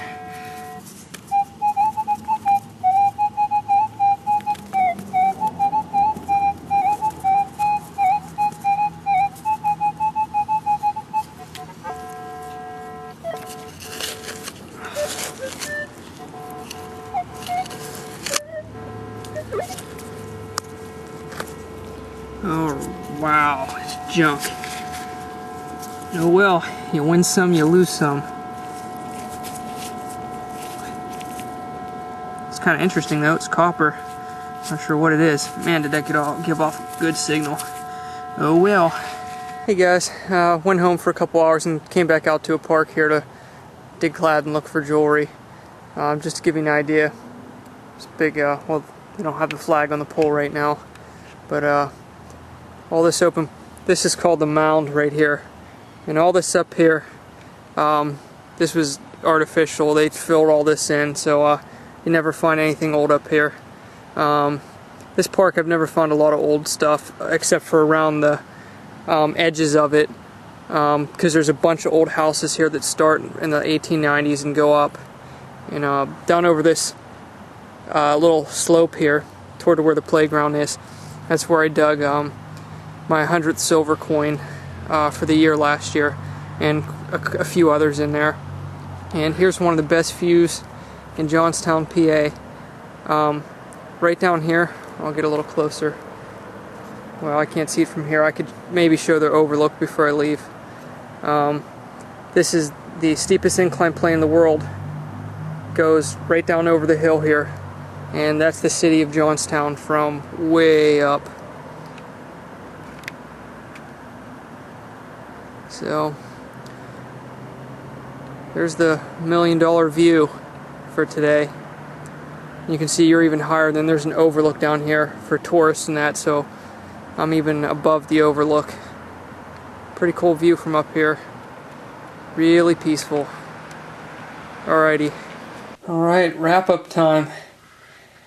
I spent about 3 hours at the apartment complex. I didn't get any clad quarters. No, 1 clad dime, 2 nickels, 8 copper pennies, 4 zinc pennies. These were pretty much just under the surface too. I was digging anything. I was just happy to be out digging. And oh boy, I forgot to count the wheats. 2, 4, 6, 8, 9, 10, 12, 14, 16, 18 wheat pennies. Kind of have them laid out here for a reason. I did dig one of the old ones. Dug a 1914 plain. So once again, bummer that doesn't have a mint mark on it, but nice to have an older wheat. Then there's 1940, a lot of duplicates. 2 1942, 5 1944 plain, 2 45 plain, 2 46 plain, 2 48 plain, a 53D, 56, and a 56D. And from there, we'll go to the interesting items. Probably the coolest pendant I've ever found so far. Or this is more like a medal. It says Good Citizenship Award. Look how far the detail comes out on this. Really high relief. And I don't know if this is bronze or what. Not quite sure. On the back was even more interesting. It says presented to Daughters of the American Revolution. So I'm gonna have to research this. This is really cool. It's pretty big. It's actually, I think it might be a little bit bigger than a $50. Very well, probably about the same size. So that's cool. This was about 4 inches down, and everything I've been digging about 4 to 5 inches down there has been old. And this is a cufflink, like a horseshoe and a horse on there. So that's pretty cool. And this here, I can't ID what it is. It's hard for me to put together any of the wording on it. It says advert something up there. Not quite sure what this is. Looks like there would have been a pin on the back. At least that's what it looks like, yeah. Yeah, a pin would have went right in there and came across this way. So I'll have to try to clean that up more. And for the silvers, had a great day again.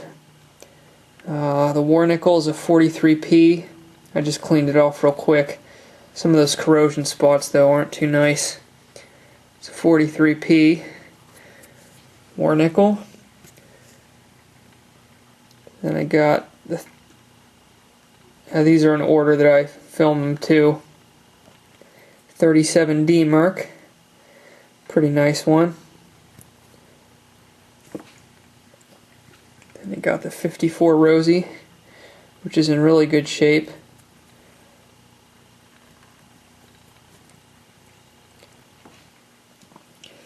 And then I cleaned off that one that I thought was an Indian, and it was. Just barely made it to 1908. And I looked on the back, there's no mint mark. But still very happy. First Indian of 2013. I dug, I think 13 last year. And then this was a heart stopper while I was cleaning it off. There's that Merc that came up really, really low. Obviously because it's worn. It's a 1916, so I just didn't quite make being a barber. That is definitely the most slick mercury dime I've ever dug. But just enough there to see the date, 1916. And I looked at the bottom there very, very carefully. And it doesn't look like there's any mint mark, because you would see the top of it if there was one there, and there's nothing there. The lettering on this is just almost gone.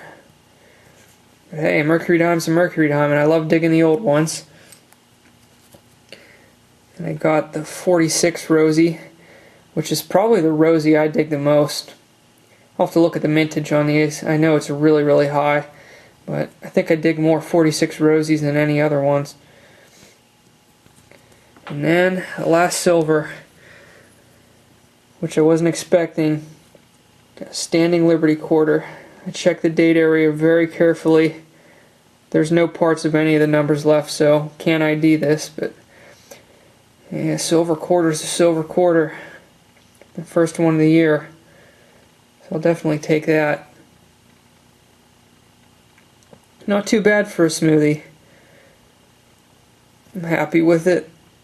Alright. That was everything I found at the apartment complex, and then I spent about an hour and a half at that park that I showed the footage there at the end. Nothing special. A lot of nickels. Not many people detect around here, but I know people detect that park. That's probably the most popular place to do it around here, so I guess most people just don't know how to find the nickels because they were just everywhere.